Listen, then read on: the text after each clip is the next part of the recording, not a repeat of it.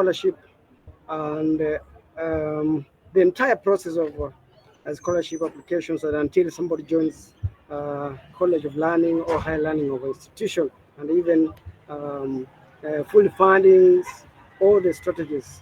So without wasting more time, I want to go straight to our speaker today, who is John Obure. John Obure, I want to give a bio for John quickly for members to know who is John. John comes from Kenya, and is a member of very many prestigious programs such as Equity Leaders Program, Mastercard Foundation Scholar, African Leadership University, 𝐊𝐶𝐒 Youth Leadership Colleague, Aspire Institute Leaders Program Fellow, UPG Sustainability Leader, 1 Million Leaders Africa Fellow, Equity College Counseling Fellow. In addition to his achievement as especially academics, he's a motivational speaker, a public speaker, and an interview coach. He's also proud to be recognized as 𝐷𝐵𝐃𝐒 Foundation Scholarship awardee at 𝐷𝐵𝐃𝐒 International University in Malaysia. So, John, without further ado, I want to give you this opportunity to speak to us on the application strategy. You have seen an application and an application strategy, and how do you go about it from the instructions and the starting point of the application process. Thank you so much. Karibu sana. Oh, welcome, John Obure. All right. Thank you so much. It's great to have you here today. My name is John, and just as he has introduced me, that is me, and I'll just go straight into the presentation today.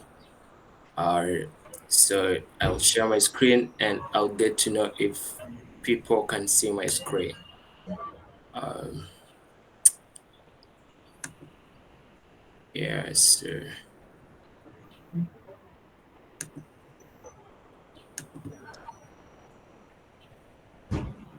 Meanwhile, John, as you share your screen, you will guide us through the next 35 minutes. sorry.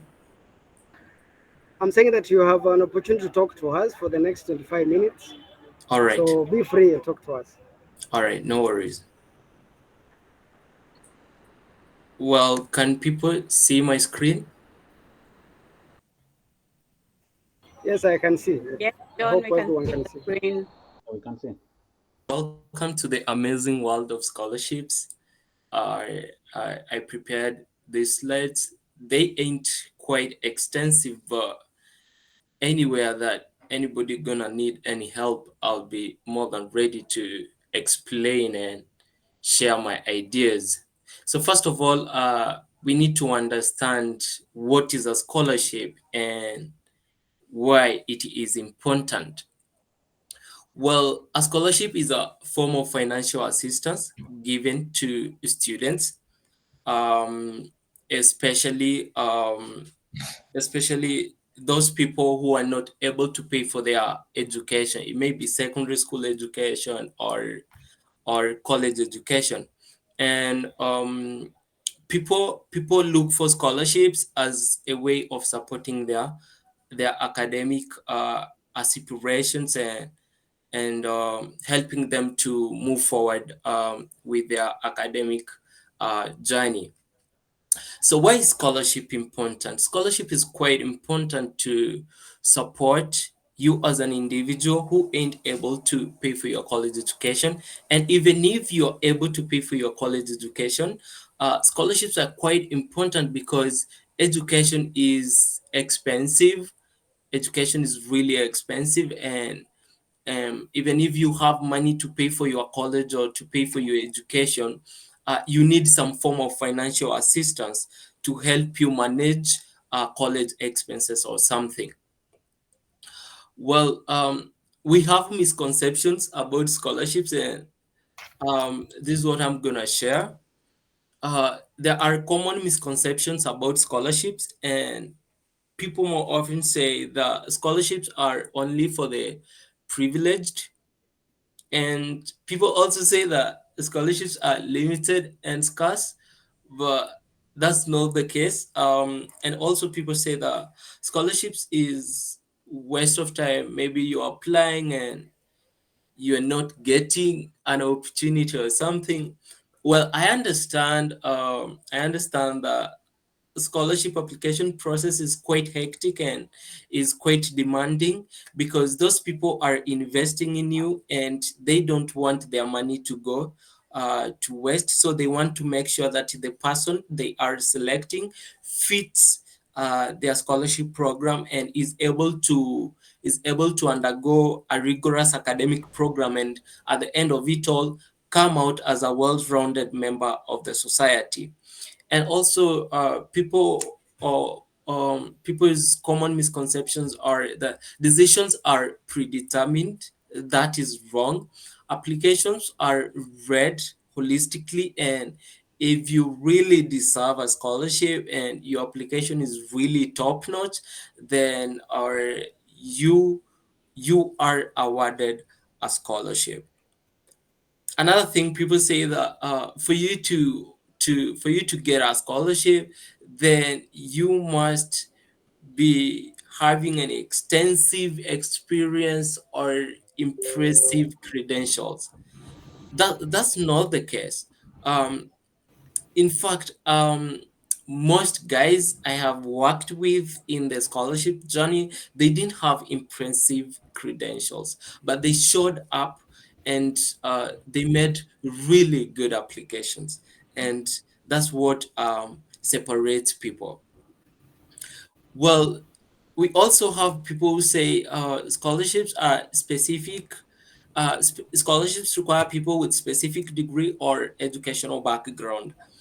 Um, Hello, I hope people can see me so that I do not talk to myself. Yes, we can hear you. Yeah, thank you so much. People also say that scholarships are for people with specific degree or educational background. That's not the case. Personally, in my primary school, I got some form of financial assistance. In my secondary school, I got a prestigious scholarship in Kenya, Wings to Fly scholarship program offered by Equity Group Foundation in partnership with Mastercard Foundation. Um, in my college education, Mastercard has also played a role at African Leadership University. Al-Bukhari Foundation also playing a role in Malaysia. So it doesn't matter the educational background. You can always get a scholarship. Um, and masters and PhD positions, there is a lot that the world can offer. And yeah, this is what I'm saying. Also, some people believe that scholarships are limited to young individuals. This ain't the case. It's not the case. Anybody can get a scholarship, but uh, to some extent of degree is right. But people 40 years people get scholarships to maybe do their PhD. And there is a scholarship, for example, the World's Mountain Initiative Scholarship Program for African students to study in Africa. That scholarship program, if you are even 40, they give you a scholarship to study maybe diploma or undergraduate, as long as you prepare a top-notch application and show your activities or what you've been doing, how you have made your community a better place, is quite important. Yeah. And also, other people say that scholarships are straightforward. It ain't a straightforward process. It's really difficult, and most people give up in the process. And also, other people say that our scholarships are maybe acquired by people of certain cults or religion or something beliefs, and that's not the case. Those are the common misconceptions about scholarships. Let us move to the types of scholarships, we have different types of scholarship, and we have need-based scholarships, whereby they award your scholarship based on your family background, the level of the need and stuff. Merit-based scholarship, this is entirely based on your documentation, the documents that you sent during the application. And talent scholarships, you may be, a good athlete, a good or basketball player or something, and then you get a scholarship from your talent. um um we need to know what scholarships do, because we have different types of scholarship coverages, and these are the scholarship coverages. We have full ride scholarships and partial or tuition waiver scholarships. Full ride scholarships, they cover everything from the flight, visa, tuition fees, accommodation, meals, your stipend. Yeah, that's full ride scholarships. But partial or tuition waivers, you can get 100% tuition waiver, and then you have to sort yourself with other expenses. And this is what I said: if you are able to pay for your education, then you can always get a scholarship as well to help you balance your financial books or something. Yeah, you can get tuition waivers, and you cannot worry about paying tuition, and probably worry about how you stay. Yeah, everything about that. um Now, you must be having some strategies for finding scholarship opportunities. I tried to give you some some websites. I tried to give you some websites. um the first website is Opportunity Desks. There is a website called Opportunity Desks. They always post the scholarships, current scholarships or previous scholarships, fellowship opportunities, conferences, and all those things.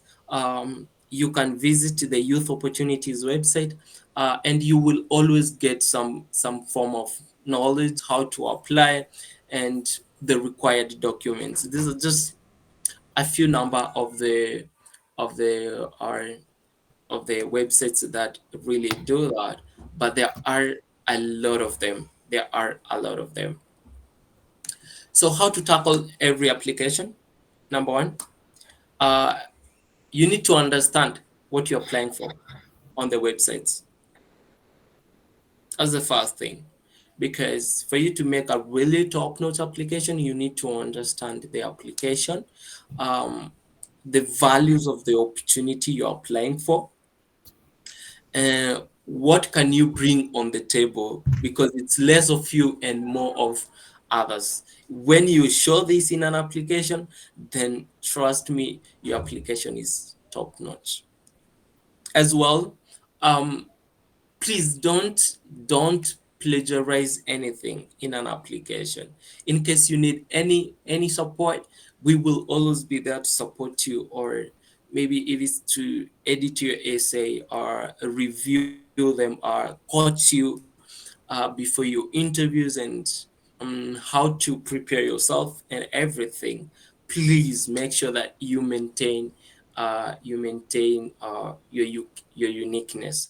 Uniqueness is really key, because it separates you from other applicants, and it gives you an opportunity in your own context.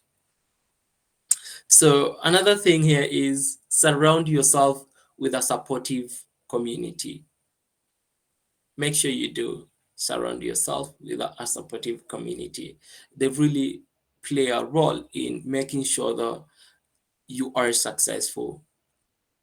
Another thing that's really important, and it has helped me a lot, and I don't know, I have different folks on here in the meeting, but personally, spiritual backup has been really important in my journey for scholarship applications and stuff.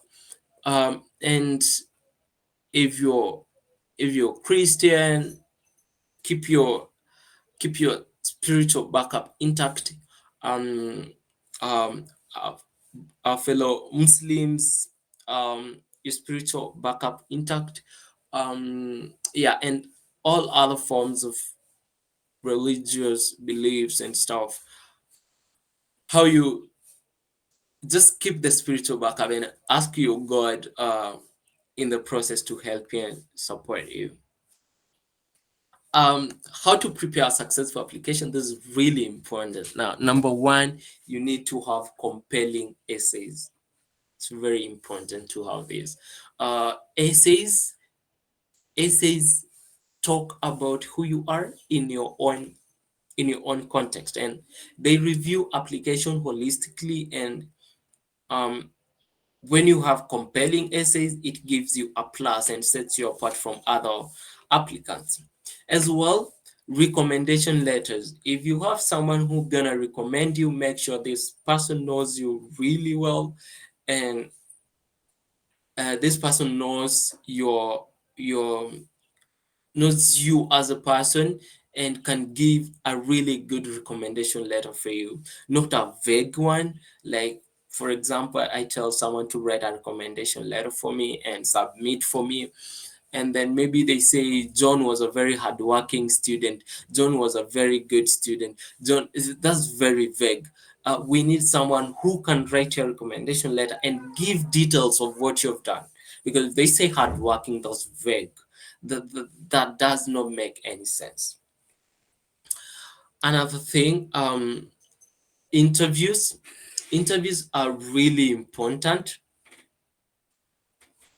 in scholarship application, and trust me, um, most probably 99% of all the scholarship um, applications you will make, you will be invited for an interview, and this is a really important thing to take note of. um, mm, Interviews determine if they are going to award you a scholarship or not. And interview is just a communication or a conversation you have with one of the scholarship, maybe one of the scholarship members of a foundation or something or a school. When you converse to them, that's an opportunity for you to show them that whatever application you sent, um, you are better than that, because probably you make an application and it ain't that top notch. But an interview is an opportunity for you to say that whatever an application I made, I am really top notch student. I am the perfect fit for your institution. I'm the perfect fit for your scholarship opportunity. So must know about the interviews. This is some of the things that you should be knowing. Number one, in every interview you will be having, probably they will come up being like, tell us about yourself, or could you please introduce yourself. There's a different way they can ask you a question, meaning that they need to know you as a person. A good introduction should not last more than 2 minutes, and please make sure you focus on what is important and what is gonna strengthen your your application. And remember, introduction in an interview is really important. It sets the pace for you as an interviewee, to make sure that you defeat your interviewer. Like you you you make them feel like this is a really top student. And that's where you can do the strengths and weaknesses.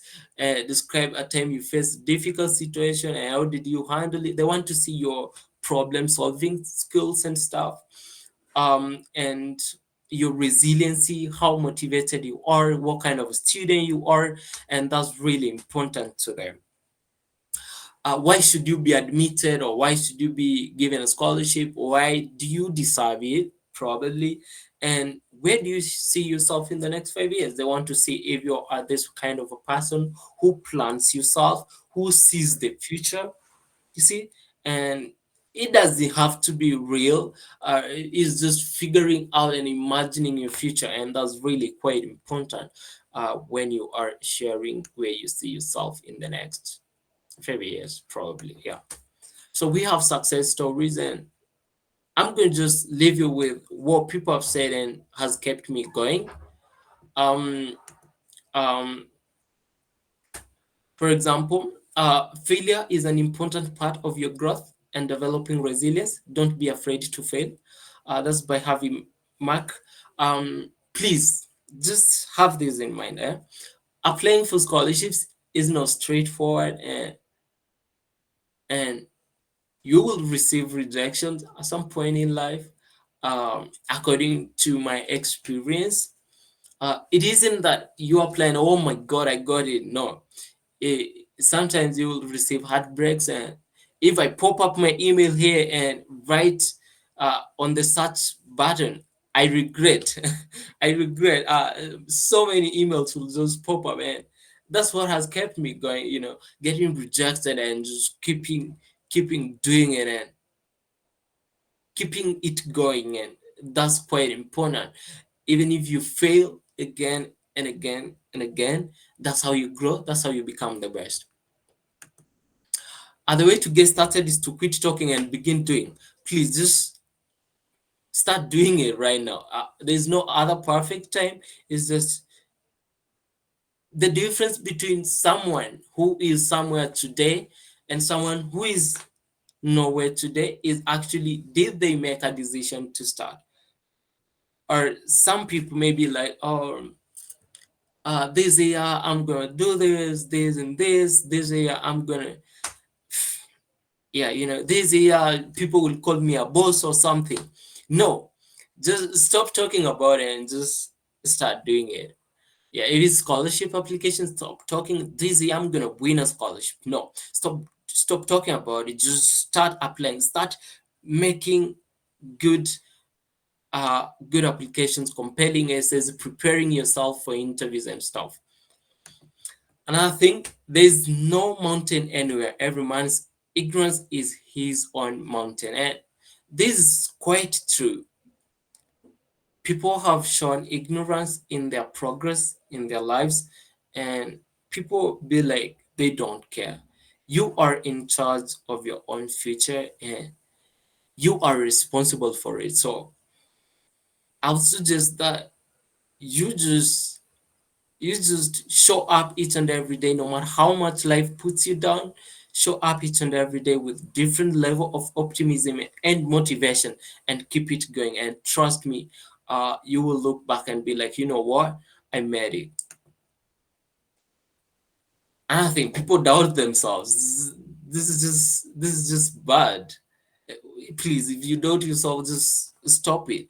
um you have to believe in yourself in the first place before you start anything. But you have to also understand your worth. But I want people to also be like, um mm, to understand your worth, and also be humble enough to also get support from other people. So stop doubting yourself, and surely your dreams will come true. I I So if you have any question, I'll be more than happy to answer you. And in case you need me as your support system through your your your scholarship applications, your fellowship applications, your everything, interviews, how you're gonna get through things, I'll be more than happy to support you and to help you. Thank you so much. My name is John Obure, and that's my email. Thank you so much for listening to me.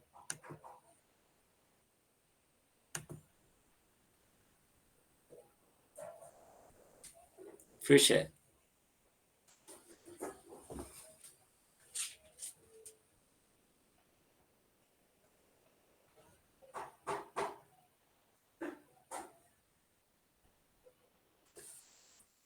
Appreciate everybody. Thank you.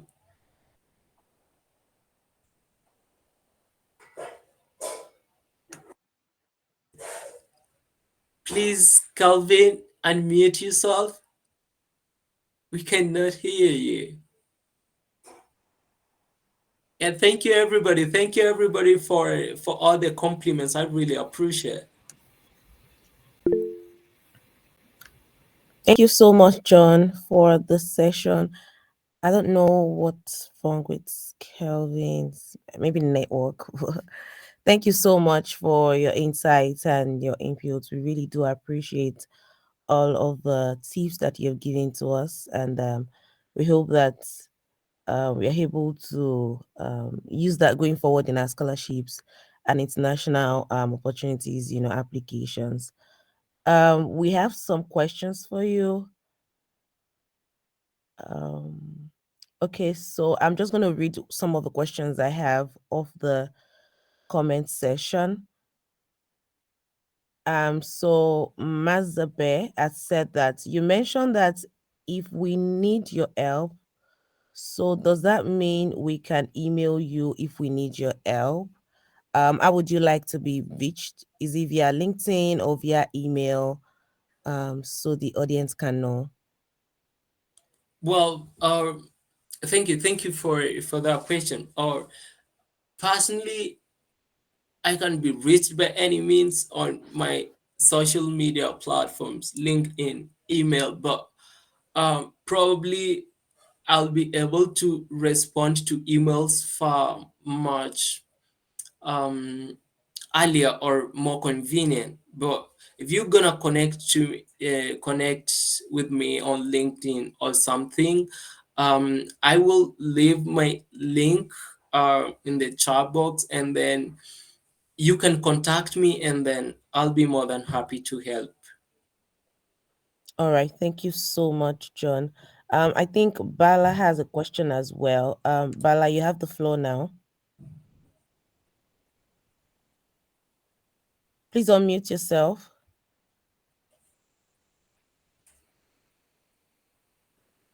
We can't hear you.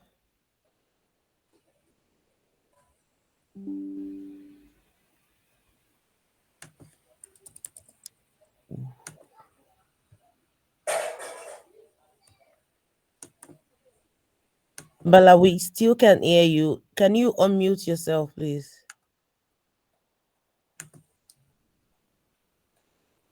Ooh. Are we together? Oh, okay, we can hear you now. Thank you so much. Good morning, everyone. Good morning. My question is that I think it is only 1 to 2 questions that I want to ask Mr. John concerning the issue of this world scholarship application. First of all, how do some Africans know that the site that bring with all application that is new to that need to apply using that site is a correct, not for criminal or some kind of hackers that use to provide some application websites in order to be victims of don't to be victim of trauma. I hope you understand. So how do application know that this application is real? Okay, this site is real. I I, understand. I do, I do, I do. Thank you, Sadiq, for that question. Or Are to we know together? that, yeah. Yes. There are some certain of websites that some kind of cyber terrorism or cyber criminal used to provide to advertise some kind of information like this is a scholarship from UK, from America, other countries that used to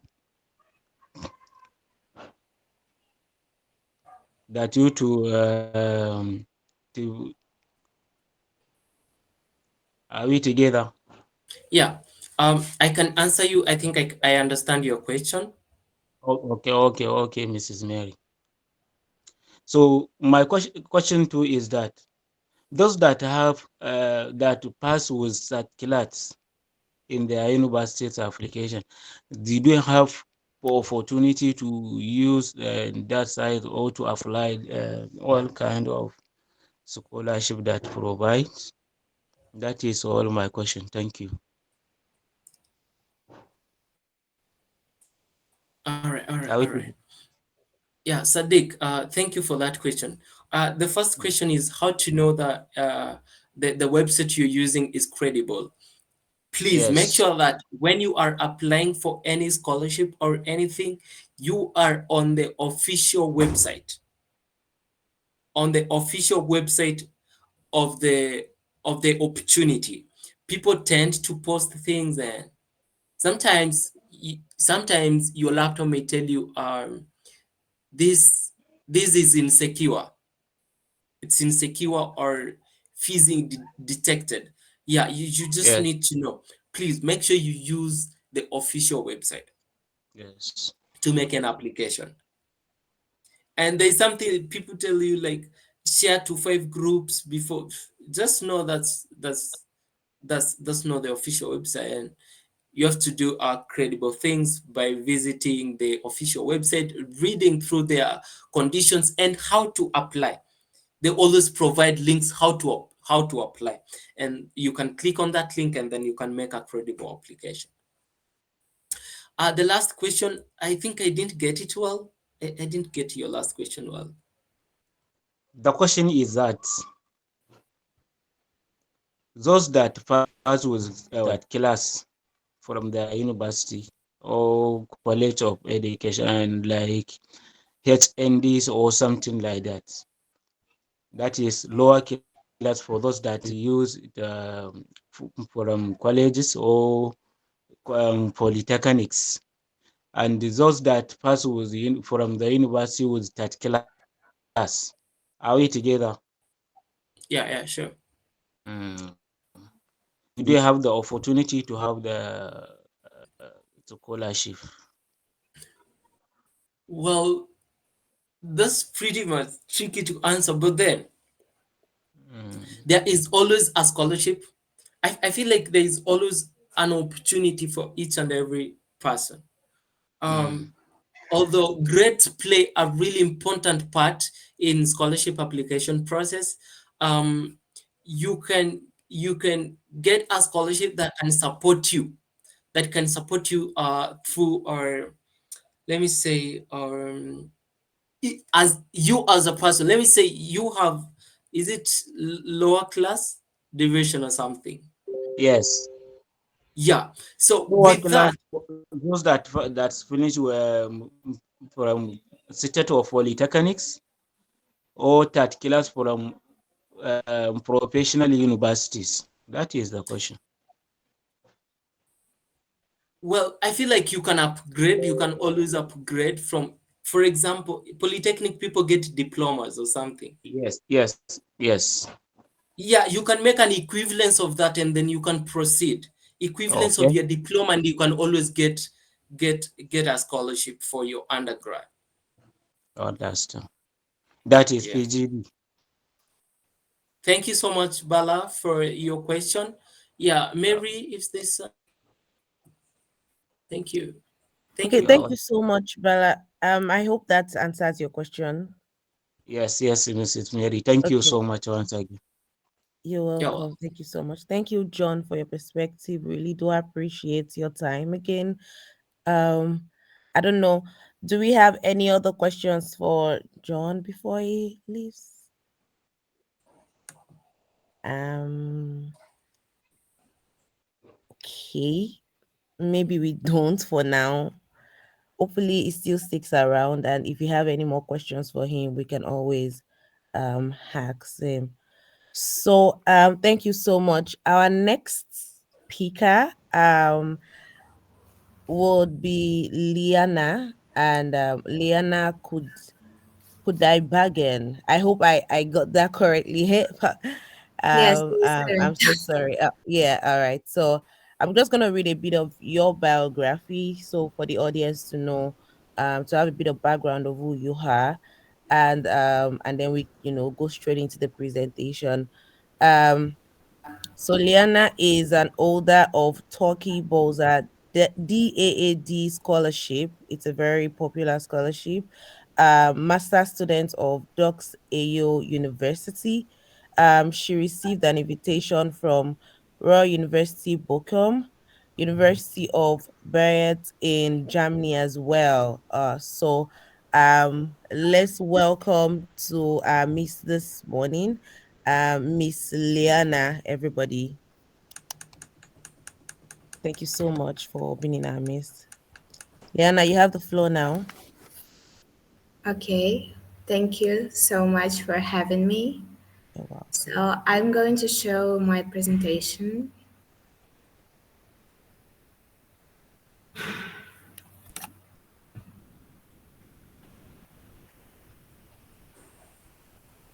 So can you see that?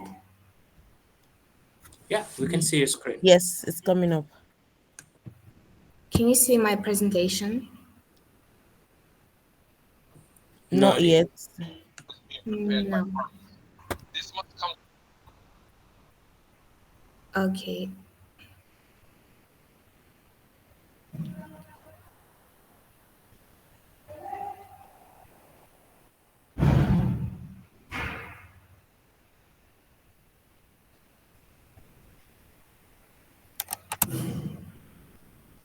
Okay, now can you see that? Yes, we can. We can. Okay, today I'm going to talk about crafting compelling essays, how to stand out in our scholarship applications. So, as we know, crafting compelling essays for scholarship applications requires a combination of strategic planning, creativity, and attention to detail. So, here are some key tips to help you stand out your scholarship application. So first tip is understanding the essay prompt and requirements. So we have to carefully read and analyze the essay prompt to ensure you fully understand what is being asked of you. Next is identify the key themes, questions, or objectives that the prompt is addressing. As well as we know, you have to pay attention to any specific instructions or guidelines provided, such as count limits, like such as word count limits or formatting requirements. And as well as the next tip is when you are given an essay prompt, it is crucial to fully comprehend what is asking of you. This involves reading it multiple times and breaking it down into its key components. And you have to pay close attention to any specific instructions or guidelines provided, such as word limits, formatting requirements, or additional questions to address. And ignoring this instruction could result in your application being disqualified. So, if there are multiple parts to the prompt, make sure to address each part thoroughly in your essay. And next is look for keywords or phrases that indicate the main themes or objectives of the prompt, and this will guide you in formulating your response. As well as we are next tip is in structuring and formatting your essay for impact. So here are some key tips to help you stand out. So first, start with a strong introduction that grabs the reader's attention and clearly states your main thesis or argument. And next, organize your essay into coherent paragraphs, each focusing on a specific idea or aspect of your response to the prompt, and use transitions between paragraphs to ensure a smooth flow of ideas and maintain coherence.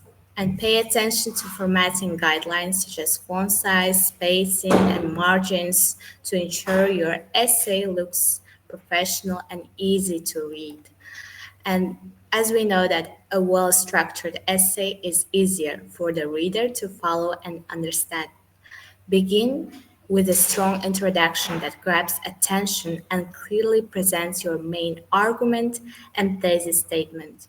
So you can organize the body of your essay into coherent paragraphs, each focusing on a single main idea or aspect of your response to the prompt. And you have to use topic sentences to introduce each paragraph's main point and provide supporting evidence or examples to strengthen your arguments. And you have to ensure that your essay flows logically from one paragraph to the next by using transition words and phrases to the connect ideas. And you have to pay attention to formatting guidelines such as font size, spacing, and margins, because a neat and professionally formatted essay demonstrates attention to detail and respect for the application process. So you have to use personal anecdotes, examples, or experiences to illustrate your points and make your essay more engaging and memorable. And you have to highlight relevant achievements, awards, or extracurricular activities that demonstrate your qualifications and accomplishments. And you have to be authentic and genuine in sharing your experiences, as this will help you connect with the reader on a deeper level. So this is the incorporating personal experiences and achievements. In this tip, you have to share your personal experiences and achievements, because this will help to add depth and authenticity to your essay, because they provide concrete examples to support your claims and help the reader connect with you on a personal level. So you have to choose experiences or achievements that are relevant to the essay prompt and highlight qualities or skills that are valued by the scholarship committee. And also, you have to be honest and genuine in sharing your experiences. Don't exaggerate or fabricate information, as this can be undermine your credibility. And you have to use specific details and vivid descriptions to bring your experiences to life and make them more compelling to the reader. That will be good example of your essay. And the next tip is editing and revising your essay for clarity and conciseness. So here are some key tips to help you stand out. First is you have to review your essay carefully for grammar, spelling, and punctuation errors, and make sure your writing is clear and concise. And you have to cut out any unnecessary or redundant information to keep your essay focused and to the point. And you have to consider seeking feedback from teachers, mentors, or peers to gain different perspectives and identify areas for improvement. And you have to take the time to revise and polish your essay multiple times before submitting it, as this can significantly improve its quality and effectiveness. So you have to start by reviewing your essay and use spelling and grammar checkers, but also read your essay aloud or have someone else read it to catch any mistakes that automated tools might miss. And also pay attention to the overall structure and coherence of your essay. Make sure each paragraph contributes to the overall argument or narrative, and that there is a clear progression of ideas. And also, you have to cut out any unnecessary or redundant information to keep your essay focused and to the point. And be ruthless in eliminating wordiness and tightening up your writing. And you have to take the time to polish your essay and make sure it reflects your best work. Don't rush through this process. Give yourself plenty of time to revise and refine your essay before submitting it.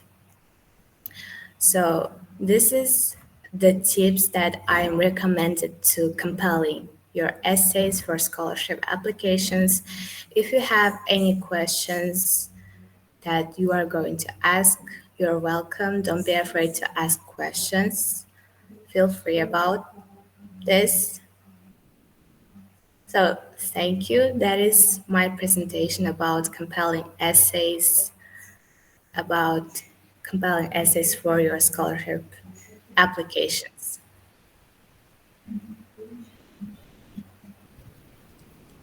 Thank you so much, Lillian. I think Kelvin is trying to talk, but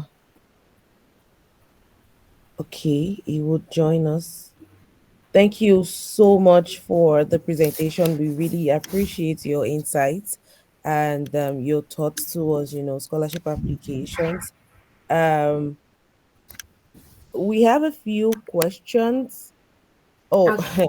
Bala is asking if you can get the soft copy. So Bala, Sustainable Africa would reach out to every participant, right? And then we'll let you know if we are able to share that via email to everyone present here today. I hope that that's your question. So we have but you had also raised your hand. Do you have a question different from that, Bala?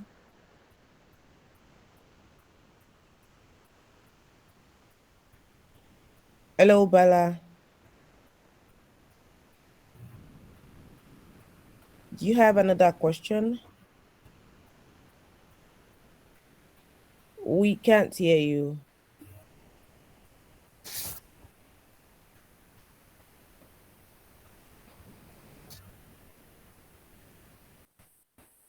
I don't have another question. It's okay for me now. Thank you. Okay, okay. Thank you so much. Thank you. You are welcome. Kelvin, do you have a question?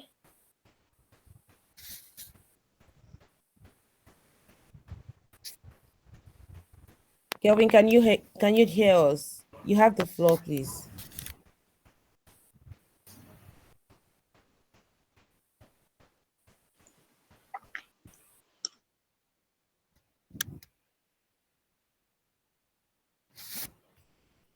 Hello, Kelvin.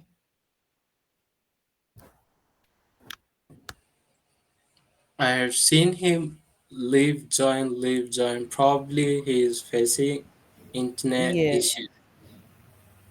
I'm But guessing it's the.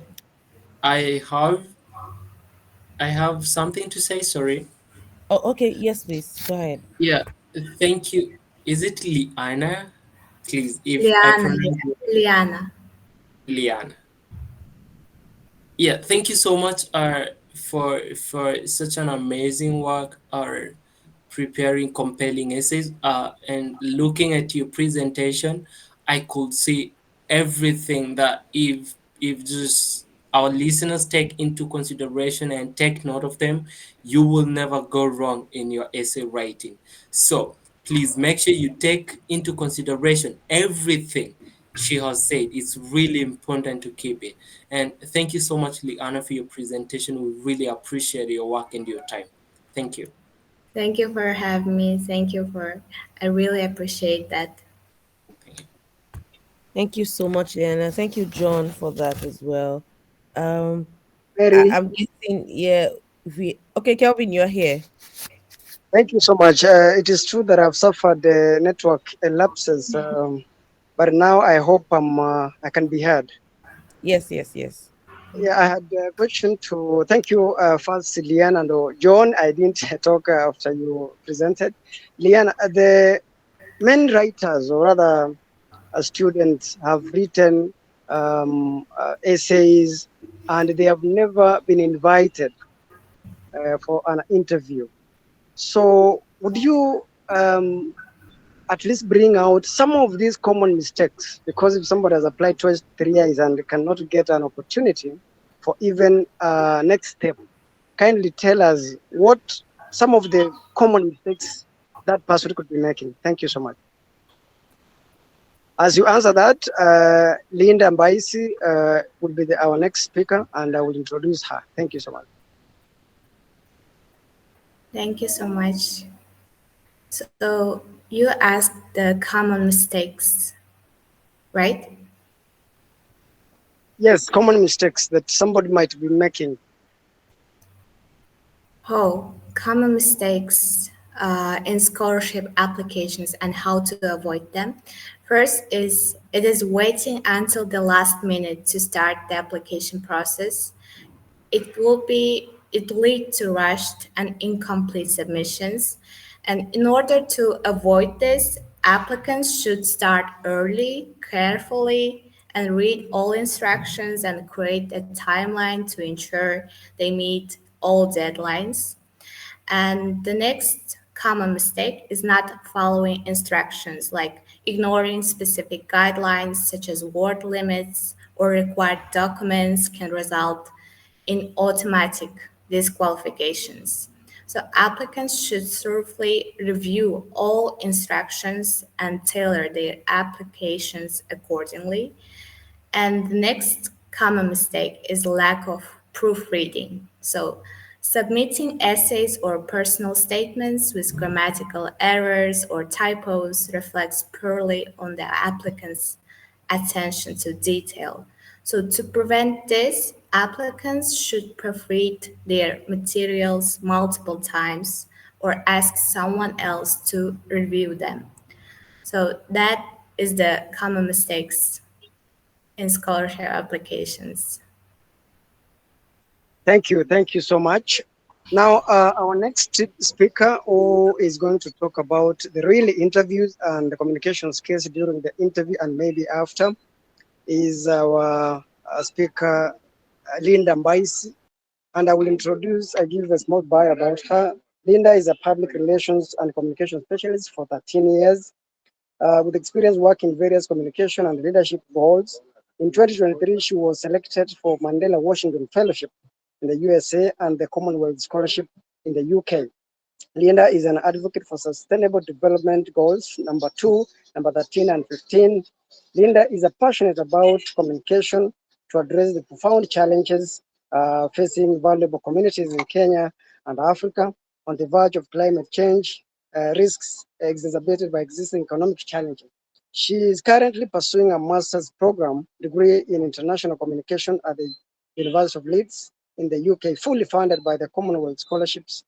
She is a 2023 Cornell University Mandela Fellow in Leadership and Leadership in Public Management and alumnus of Daystar University, where she did a bachelor's of communication, public relations. Currently, she is a digital media partner at the Green Earth Project, an NGO in the UK whose mission is to protect people and the environment from the impact of climate change through tree planting. She's also a member of the Diversity, Equity and Inclusion Committee at the Public Relations Society of Kenya. When she's not at work, Linda says she mentors upcoming communication professionals in Africa through the Commerce Avenue, and I'm proud to be her mentor. So Linda, kindly take over.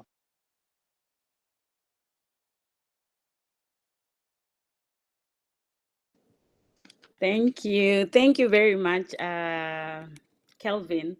That introduction was very elaborate. I really appreciate the invite to come and speak to everyone. Kindly allow me to I had not checked my settings for screen sharing. Allow me to do that in a second. Sorry about that. That's fine.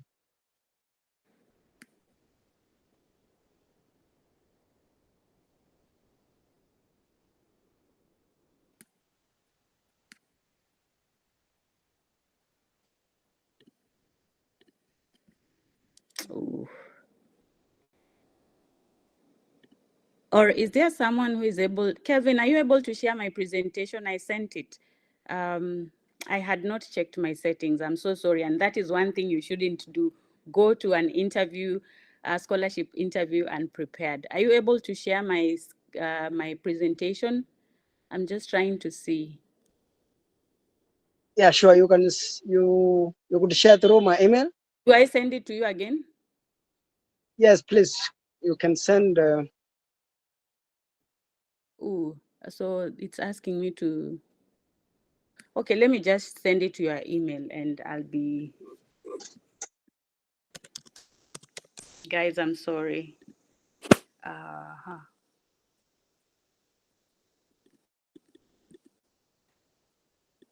So Kelvin, just check your email.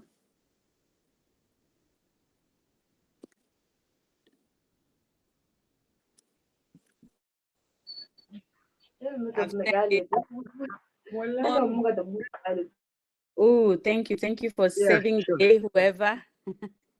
Yeah, you're okay now. So yeah, now we can go and use my 25 minutes very wisely. So that's me. We are going to be speaking about interviews and communication skills for scholarship applications. So I really appreciate the organizers for having me speak about interviews, especially with my background in communication. So I have 13 years of experience, and Kelvin has already told you about that. That's me. 12. I think this is my 13th year. I have applied for scholarships, and I really appreciate Obure and Liana's presentation because they really touch on some of the things that I will be touching on. So scholarship, fellowship applications, job applications, they are almost similar. Because you need to know what you want at the end of it all, what impact you want to make, and you must be able to communicate very clearly, very effectively. People don't need to ask you to come again. And so maybe we can go to the next slide. Yes. So for you to be very effective in your communication, there are several things that you have to know or have. And those are 4 things. If you look at the right side of this slide, you can see that there's thinking, there's the nonverbal part of it. Communication is not just about speaking, there's also listening, and then finally there's the speaking aspect. So you must be able to listen properly, and the listening is not passive. You have to be very active. Listen to the questions, listen to what the application is telling you, listen to the panelists, listen to the people who are going to be maybe advising you on the application. If you don't listen actively, a lot of things will pass you by, and you'll not be able to hack the interview or hack the application or hack the presentation of the reason why you're there and applying. Verbal communication is how you speak. Don't speak to yourself. You are speaking to people who will be interviewing you. You must be able to project. You must be able to speak clearly. Basic English. If you don't think you are very capable of speaking English, there are so many softwares that you can use to learn how to speak specifically, because a lot of these applications are in Europe. Some of them are in Africa. But if you're applying for a scholarship here in the UK, you must know how to speak English, because even some schools will require you to have done an English test. So you must look at your verbal communication skills. The other thing is your written skills. You must be able to write well. At the end of the day, you are coming here and you'll be doing a lot of assignments, a lot of essays. You must be able to, your written communication skills must be top-notch, because you will be required to come and do that or show that when you come to school or when you start your studies. Body language is the nonverbal part of that, the 4 communication skills. Body language, you must maintain a very straight posture, your facial expression. If you don't seem to understand the question, don't change your facial expression drastically, and they're just wondering what's happening to you. So you must have the correct body language. Your posture must be straight. You must look like you know what you're saying and you trust what you're saying. Be clear in your response. Make them short, clear, precise. Be very assertive and persuasive. You are competing for a scholarship with 1,000 other people. When I was applying for my Commonwealth scholarships, we were 78,000, and they only needed around 300 of us. So you can imagine the competition. So if you're not assertive, you're not persuasive during the interview, you are not speaking clearly, you are not listening to the question, you might not get the scholarship. I'm so sorry, but there are so many people who are looking for that scholarship. Next slide, please. Yeah, so types of interviews. I'll give you my personal experience with the fellowships that I've applied, and I've seen a fellow Mandela Washington Fellowship alumni here Abdul Razak, good to see you. And guys, if you are still below the age of 35, I also encourage you to apply for that fellowship. But today we are talking about scholarships, and some of these interviews could be in person, some of them are virtual.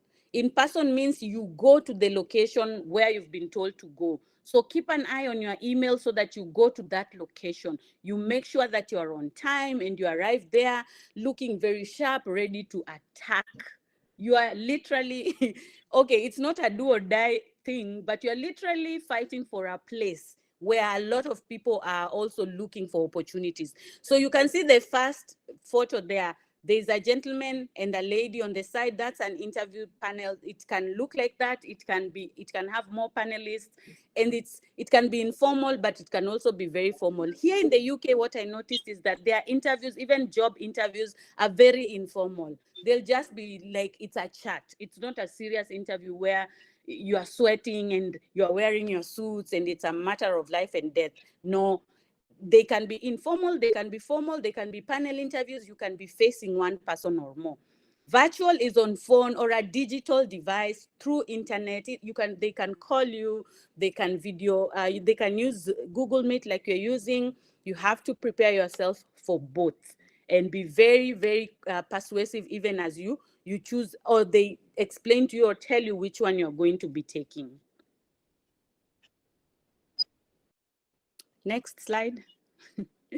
So I'll be talking about 3 things: before the interview, during the interview, and after the interview.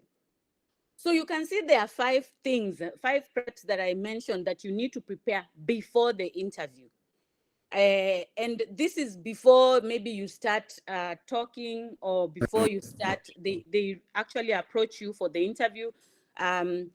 You must look for some nice wardrobe to wear, dress properly. You have to look the part. You cannot be going to a scholarship interview, even if it's virtual. Guys, as you can see, even for this meeting, I took time, I woke up early, I prepared myself. It's something you learn over time. When it's virtual and you are not going to be showing your video, don't be coming to meetings like this in your bed, in your pajamas. The background is looking funny. You have to like prepare yourself so that you look presentable. So first impressions really matter. The way you look, your face, your dress code, your smile, your eye contact. It shows that you are ready, you prepared, and you put some effort in how you look. Arrive in good time. If it's a location where you need to move, please find out how long, how much is the distance, and arrive at least 30 minutes or 1 hour before the time of interview. Wait somewhere. Don't start asking them, I'm here for the interview, where should I go? Just know that you are early, you have arrived early. Sit somewhere. You can sit at the reception if it's an in-person interview, or just sit on your computer early and start writing some notes. Prepare yourself for the interview. Body language, you have to prepare your body language, and even sometimes practice your body language, because sometimes you think you're smiling nicely, but if you look at the mirror, you need to also even look at yourself in the mirror to see how your smile is coming out. Is it a friendly smile? Is it a fake smile? And then expect the unexpected. They might ask you questions that you did not prepare for, but you have to be ready for anything. Ask questions and don't forget. I think Obure and Liana mentioned about reading your scholarship applications multiple times during the application. You still need to read your application as you are approaching the interview. Before the interview, you need to know what your application is about, because they have read your application and they know you.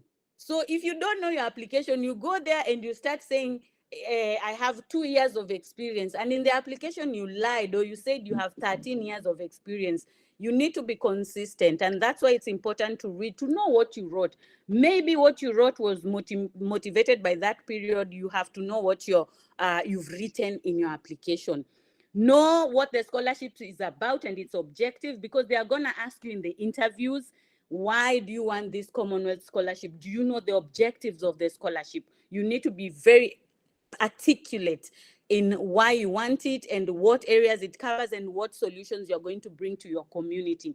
So for instance, the Commonwealth scholarship is all about development.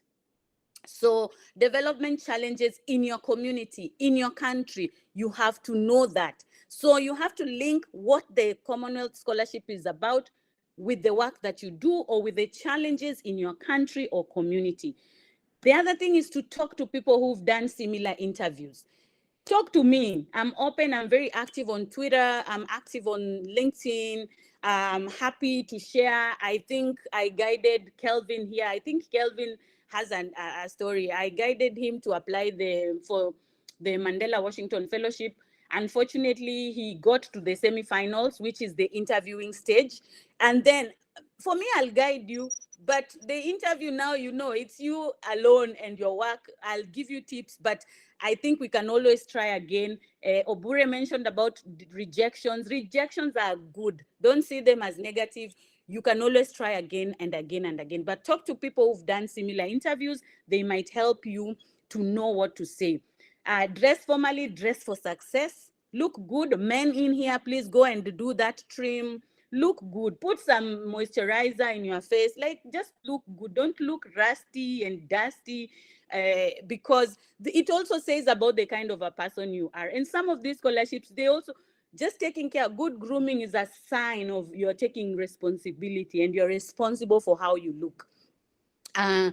So anticipate and brainstorm some of the questions they will ask. You can do a mock interview with someone who has had that experience. Know what is happening around you. I am in the communications field, and so it's very easy for me to know what's happening right now. The first thing I wake up in the morning, I'll check on Twitter, I'll check on the news sites. Like, for instance, now that I'm here in the UK, I'll check on the BBC and see what the BBC is talking about here in the UK. And then I go back home and see what's happening in Kenya.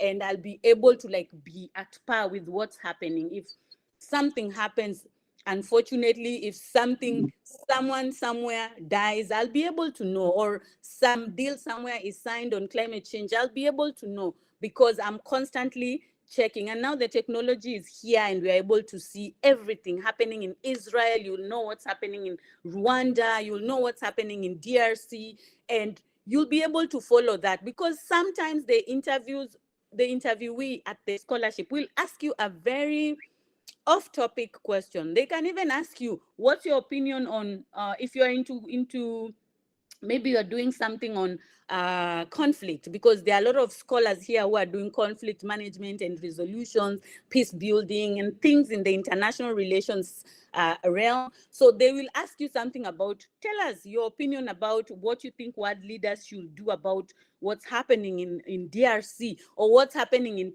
Israel and with the Palestine war. You need to be able to have followed. Unfortunately, scholarships are not just limited to you applying and you going to the interview. They will ask you questions that will find you off guard. Have strong internet if you're going for virtual interviews, and plan your travel way ahead of time if you're going for an in-person interview. Next slide. I hope I'm in time for my 25 minutes. So you can see on the right, that's my photo. I really prepared. That's my photo for my Mandela Washington Fellowship interview.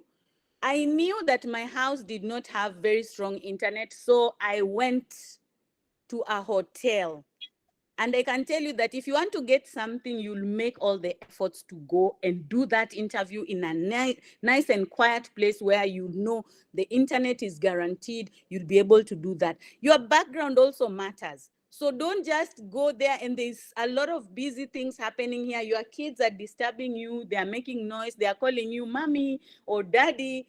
Kids are beautiful. I have a son, and I think kids are amazing. And so, but they can really be on your face when you're trying to work or trying to get that money, trying to get that opportunity. Make sure you go, you just seclude yourself. It's gonna take you a few minutes, 1 hour maybe. Say bye to them and go to a place where you know you'll not have any distractions. During the interview, relax. You got this. It's not a matter of life and death. You are very lucky to have been shortlisted. It shows that you're exceptional, you're amazing, you're brilliant, and you can get this, and you are capable of getting it. The other thing is, think before you answer. And I think we talked about thinking. in the first slide. We talked about thinking. Don't just answer. They tell you, tell us about yourself, and you are just there. Yes, it's fine. It means you prepared, but don't just jump into answering the questions.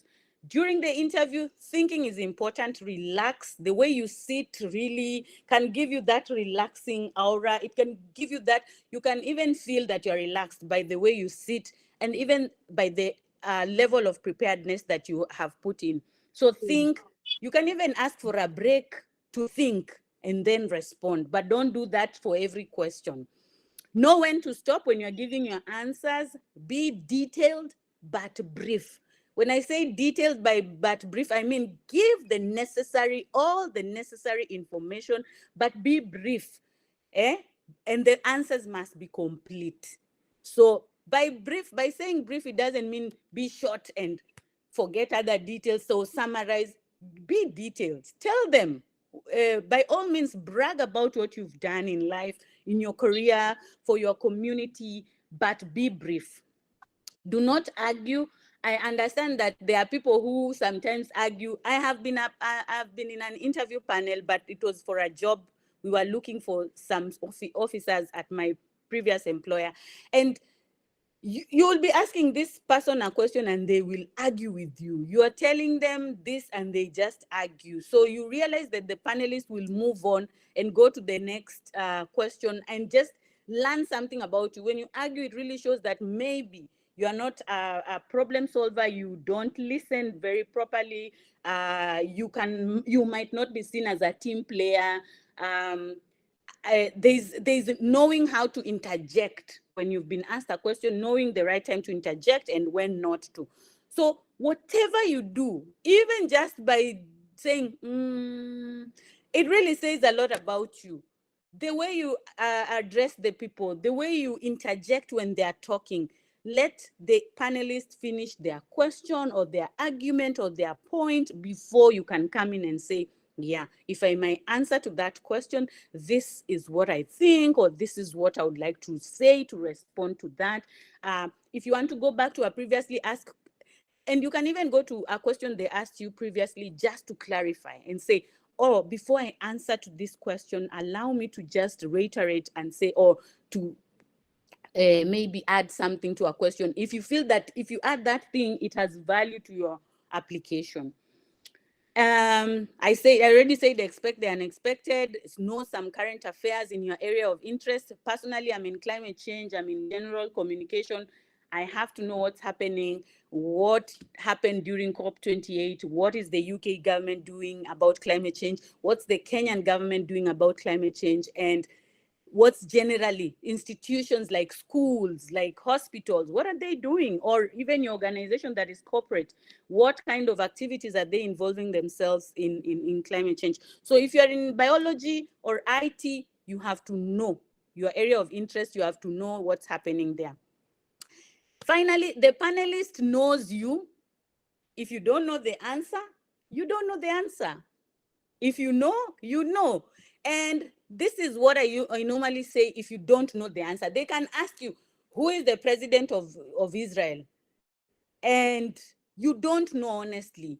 Or you know one name and you feel like you're very unsure. It's okay not to know, even during scholarship applications. But there is a way they will know that whether you prepared or not. So you have to prepare well to know at least majority of the questions they ask, you'll respond to them. This is how, when I don't know something, this is how I normally say, like, that's a very nice question. It's an interesting one. Unfortunately, I do not have much information about that. It is something I'm willing to go, and you need to let them know that you are willing to go and look it up or find out more details about it. And I have even asked people to come and be in an interview, and that person tells me, Linda, honestly, I'm not the right speaker for that topic. I will be lying if I tell you that I can do everything. Sometimes the panelists or the interviewers are trying to gauge you and see whether you are Mr. Know-it-all or Miss Know-it-all, and then you give the wrong answer. It's okay to say, I don't know. I am willing, I will be looking that up. I will be looking to learn more about that. And I think with this scholarship, I have the opportunity to go and learn or meet with people who are well versed, like they know this particular area, and it will be interesting to learn. Let the panelists know that life every day is a learning opportunity, and you don't know everything, and you're willing to learn. That's why you are even applying for this scholarship, because you are going to an institution that will teach you more and expand your knowledge range. Next slide. So interview questions, Obure mentioned, our first speaker mentioned some of them, but I'll say the openings question is normally the same across fellowships, scholarships, job interviews. They'll just say, oh, Linda, we want to get to know more about you. However, not all. Some will tell you that, Linda, we've read your CV, it's very impressive. Tell us. They just go straight to the very hard-hitting first question. Yeah, but normally they'll want you to introduce yourself, tell us more about yourself. When they ask you to tell us about yourself in regards to a scholarship, you're going to respond to all those questions using the STAR method. You're going to give them a situation, a task, an action, and what the results were. Tell us about yourself. The opening and closing questions are normally, you might not address them or approach them in the STAR method. But tell us about yourself don't tell them about your family. Don't tell them about your girlfriend that you dumped last night.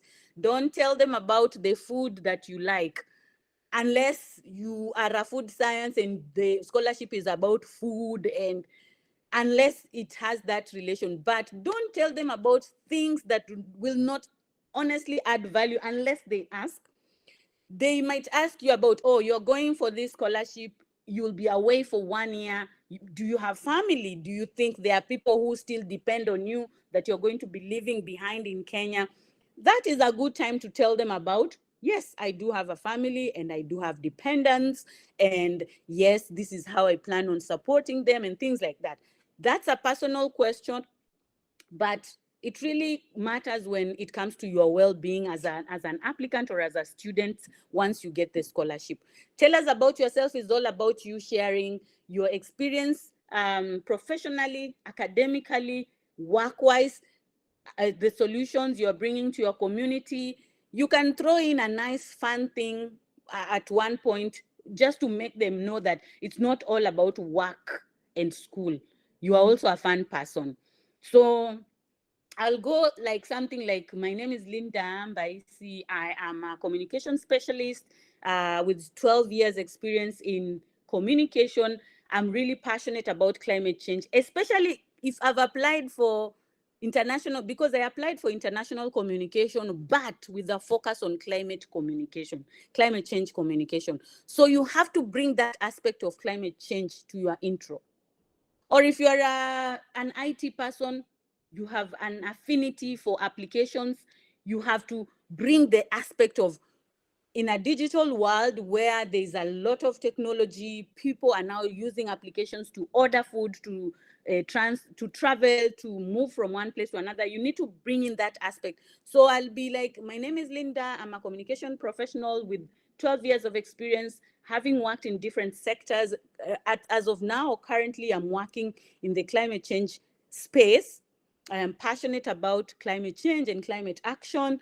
And you can even mention to them your current opportunity. What did you do? You can even bring in, like, currently I support 200,000 smallholder farmers to get into sustainable agriculture, where I'm sharing information through communication. Now we are going back to comms and then coming back to agriculture and climate change. They'll ask you a set of questions which are impact questions. What challenges are you addressing in your community? That you explain your work. If you're a lawyer, if you're an IT person, if you're into HR, there's an impact you're bringing into community. So you have to be very, very clear about explaining your work and the impact. Tell us about something you're proud of working in that area, in the area that you do. For me, this is how I responded, or how I would respond. Like working in the agriculture sector, actually, it's a transition that I made. I was working in corporate, in music, copyright, and law before I came to work with farmers.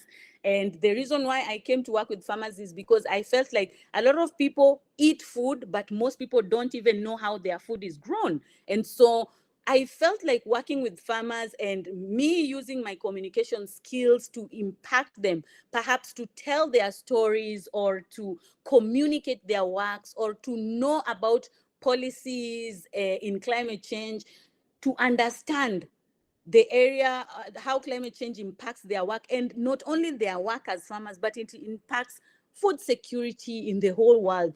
That is what made me go into that sector.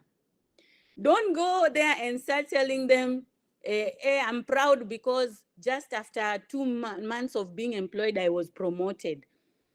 These scholarships are not about you.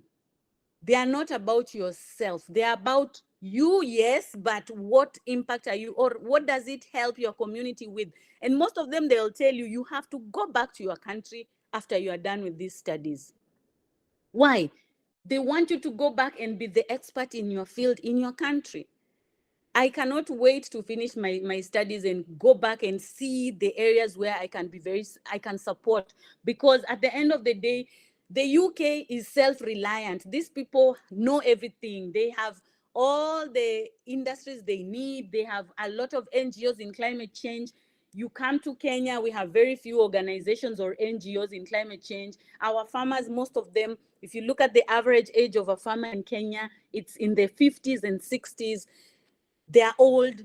Most of them have not gone to school or even to university.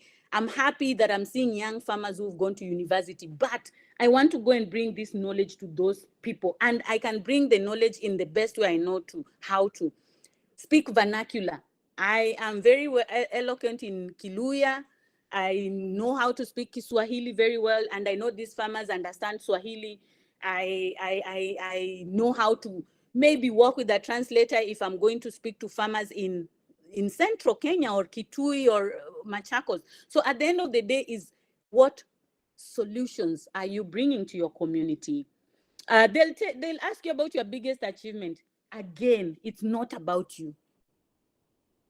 It's not about you and the jobs, many jobs you've done or the many opportunities you've gotten. Your biggest achievement should be linked to the scholarship, the objectives of the scholarship, your community, and the impact. So for me, I can say that my biggest achievement in responding, again, remember that I'm asking the questions and responding to them so that you know how to tailor your responses. Because you can apply and get as many times as possible, get the best essays, because some people even copy paste essays, but the interview is where the real deal is at. They will know someone who is actually telling the truth and someone who is lying and using other people's interviews for their benefit. So if they ask me about my biggest achievement, I would say my biggest achievement is doing training around 70,000 staff members on communication skills and how to use social media for their work, because what that led to, it encouraged, like it gave us the publicity that we needed as an organization. It showcased the work that we are doing in the field levels, in the communities, in the villages, and that is how you're supposed to answer that question. What did you do? What was the task? What action was taken? What were the results? So when you train staff members to communicate, they're able to share their work on social media, for instance. What happens is that donors and sponsors and partners and people who want to invest in your organization will see that. When they see that, that is the results now. That is what we call the results of what you did. And it's your accomplishment, because at the end of the day, you'll tell the panelists that I brought $500 million into the organization through the training. So this training resulted to the organization getting more partners. So that is how you're supposed to respond to that question. It's not a very white and black question. And that is why very few people will get to the interview stage and not get through. They'll ask you about leadership. They are seeing you as a leader in your area. So talk about and give practical example. I think Liana talked about using personal examples in your essay, in your application, but also in the interview, you will need to give examples. You can use the same examples, or you can use new examples. The same examples, they've already read them. If you want to elaborate more on those examples in your essay, it's fine, but you can also give new examples. Another thing is going with something you can even show them. I remember when I was applying for my Mandela Fellowship, they asked me a question about what are some of the challenges you experience as a leader in your organization. And I had gone with the pin. I don't know if you guys, I'm sure you know the lapel pin on the lapel pin, the one that you put on your jacket or on your shirt with the organization logo. And so that was a big challenge for me, agreeing on the design of that pin. So I went with the pin. I knew that question will come at the interview. I put the pin here. Kelvin or whoever is handling the presentation, if you could go back to the slide where I'm wearing a navy blue suit, that slide. This is how I dressed up, and I dressed up for a reason. It wasn't because I was feeling that this is cute, or no, this was very strategic. First of all, I wore the US flag colors. I did a red lipstick, which was not very, it wasn't very bold and distracting. I did a navy blue suit. You can look at the US flag colors. It's a plus if you do that. Even if you're going to Serbia, please try and just align to because the government officials there are the ones to interview you. I'm giving you a tip that no one else will ever give you. Dress according to, try to just fit into that, because it communicates that you are really committed to the process. So that pin there was a topic of discussion during my interview. And they asked me that question about challenges, and I pointed the pin and I said, this pin coming up with the rectangle design was not a fight, but it was a back and forth thing. There are some staff member who wanted a round pin. There are people who wanted a square pin, and there are people who wanted the rectangular one. There are people who even wanted the pin in a different shape.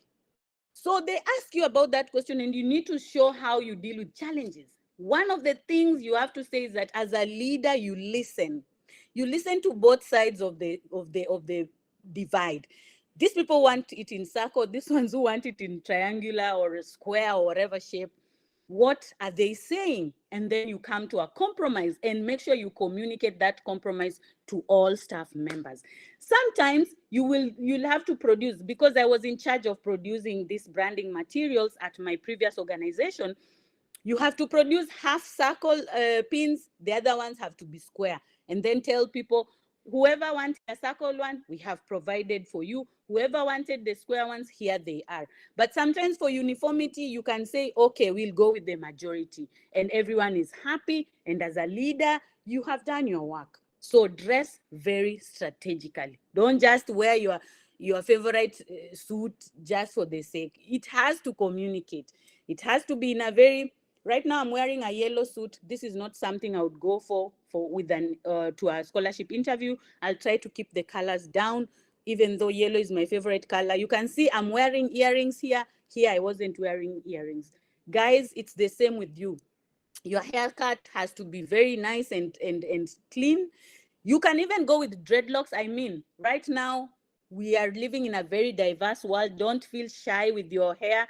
It's part of your personality, but try to keep it neat and clean and fresh, and it even gives you the confidence. So during the interview, your hair communicates, your beard communicates. Those who have a beard, I was just about to speak Swahili, and then I remembered we have a diverse audience here. So we can proceed to the other slide as I just reiterate that dressing up is very important.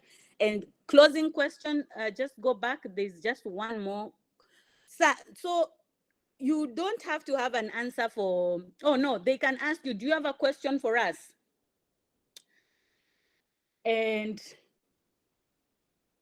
this normally is my most difficult question, and I seem to never get it. And you go online and you will see examples of what kind of questions to ask.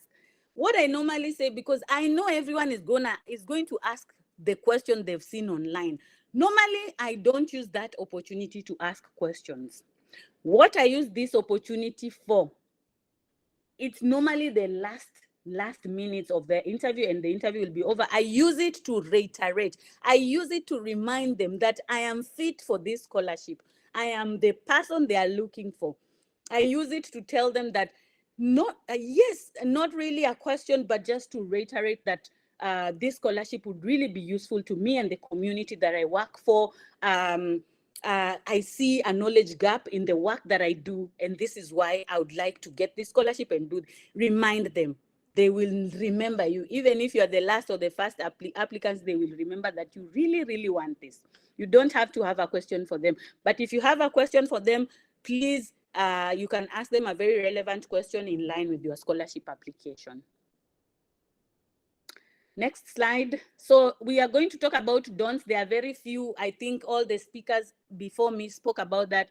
Don't stop for long periods. When you blunder, sometimes you blunder, or the English is not Englishing. The English, we know English is not our first language for most of us. Sometimes the English can refuse, and you want to speak your vernacular. You want to start your Swahili, your Igbo, your Pidgin. Yeah. So at the end of the day, don't stop for long periods. You can stop and pause for seconds and then proceed. We are human beings. We make mistakes even during interviews. That should not be an opportunity for you now to feel like, now I can't or I'm done. No, take a pause and continue. You are capable of getting this scholarship because other people have gotten it before you. Again, do not think that you have to win the scholarship. It's not a do or die thing. It's an opportunity for you to interview, present yourself, and at the end of the day, know like what, like tell them why you need it. Just go there, do your work, do your interview, and that's it. Another thing, do not try to be another person. Be authentic, tell your story, be authentic. These people, they do their background checks. Even before they invite you for the interview, they have checked your social media. They have sometimes contacted your referees. If they ask for referees, just know that they will contact them.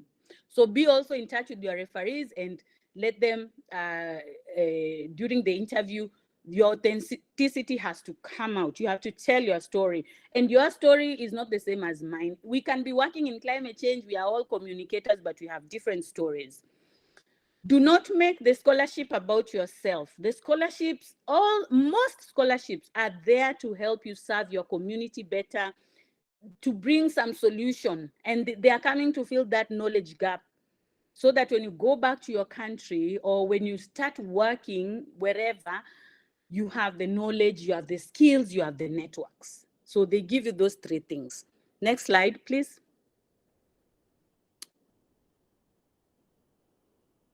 After the interview, I think we'll have a Q&A session at the end, but after the interview, thank the panel for the opportunity to appear before them. I'm sure you are so many of you. Hey, you are so many of you. Thank them. Tell them thank you so much for the opportunity to come before you and talk to you about my work, my aspirations, and the opportunities that I feel lie ahead for me. And I'm here to like talk to you about myself and get the opportunities. Do not worry so much about the outcomes.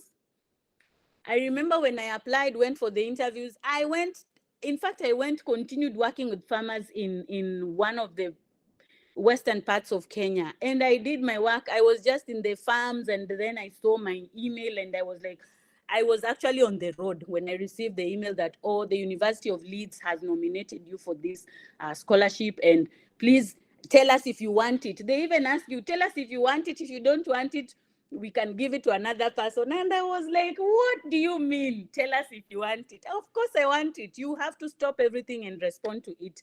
But do not worry too much about the outcome. Go and do other things. Keep yourself busy. You know, mental health is real. Depression is real. Stress is there. If you are just constantly thinking about that application, my friend, and I'll give you a practical example, just like looking for a wife or husband. If you are looking, you're really constantly looking, and every guy you see, you want that guy to be your husband, or that woman, any girl you see, you want them to be your wife, you will not get a partner. Sometimes be busy doing other things. That's when the nice person or the right person comes to you. So at the end of the day, even for scholarship, when you're waiting for that interview, for that feedback, be busy, do other things, but also hope for the best. They will inform you when to expect your feedback. It's them. They always say, don't call us, we will call you. So it's for them to inform you. Be patient, continue with your work. Do not resign. Some people even resign. Just after interviewing, you go and resign. Yeah. You start even cutting off your friends because you're coming to the UK. No, you have to be still and wait for the feedback and pray for it. John Obure mentioned God in it. God is there. Allah is there. You have to be hopeful and leave it to God also if you believe. So you know right now we are living in a free world and people believe in all sorts of things. So if you believe in God, pray to God and hope for the best. Allah, pray to Allah and hope for the best and proceed with other things. Get busy doing other things as you wait for feedback. That will really keep you sane in here. But you are just there on your email notifications. Nothing is coming. When that rejection email comes, I'm telling you, you will not be okay. Yeah. So next slide. I think we're almost done. This is a summary. Delivery matters. Bring your personality into the interview. Don't be rigid and very stiff and timid. You tell them, I'm here and I applied and I know that I deserve this and this is the work that I'm doing. And if I get this opportunity to study at a university like Cornell University or Leeds University, I'll be able to get the knowledge that I need to come and do my work. So your delivery matters. Substance matters. Substance is you even giving them numbers and data and people and the impact. Yeah. During the interview, you need to give them something to say, hey, this girl, if we give her an opportunity to study at the University of Leeds, she'll be able to go back and be a great communicator. Climate change is a very big problem in Africa. You know that Africa is suffering the biggest brunt when it comes to climate change. Mitigation has been difficult because of resources, because of literacy level. People don't understand the technical climate change terms. So you are going to bring that change to your country. Bouncing back, like I said, if you make a mistake, if you feel like you did not respond to a question properly, you can always bounce back. They'll give you, the interviews don't last long. Some of them are even 10 to 15 minutes. 10 minutes is so small. By the time they ask you, tell us about yourself, you are done. Yeah.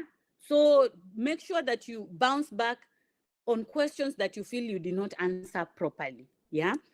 They can't really cut you off, but use that 10 to 15 minutes to really respond to the questions in a detailed way, but also very brief. Articulate yourself properly. They don't need to ask you, what did you say? Come again. Can you repeat? Do you mean that you've impacted 200,000 people? And then you're like, not 200,000. I said 2,000. You have to be clear. Have a pen and paper on the side. There are things you might need to refer to if it's a virtual interview, even a one-on-one interview. Have a notebook or a piece of paper and pen. Write the things that you feel you will need to remember. For instance, numbers. Like sometimes numbers, years, you might forget. So if you need to just note like 200,000, you can put 200, you can write 200,000 on the side. And then when they ask you, like, tell us about your impact, you just peep a little bit because you're a human being. You're not robot. You're not a robot. You're not just going to be facing them. You're interacting with them. The way you talk to your friends, the way you even smile, relax, move your hands, not too much, but the way you explain and your hands should be, yes, rested well, but you can move. You are a human being and they understand that. Share your expertise and passion. Make sure you're just sharing with them about your job, your passions.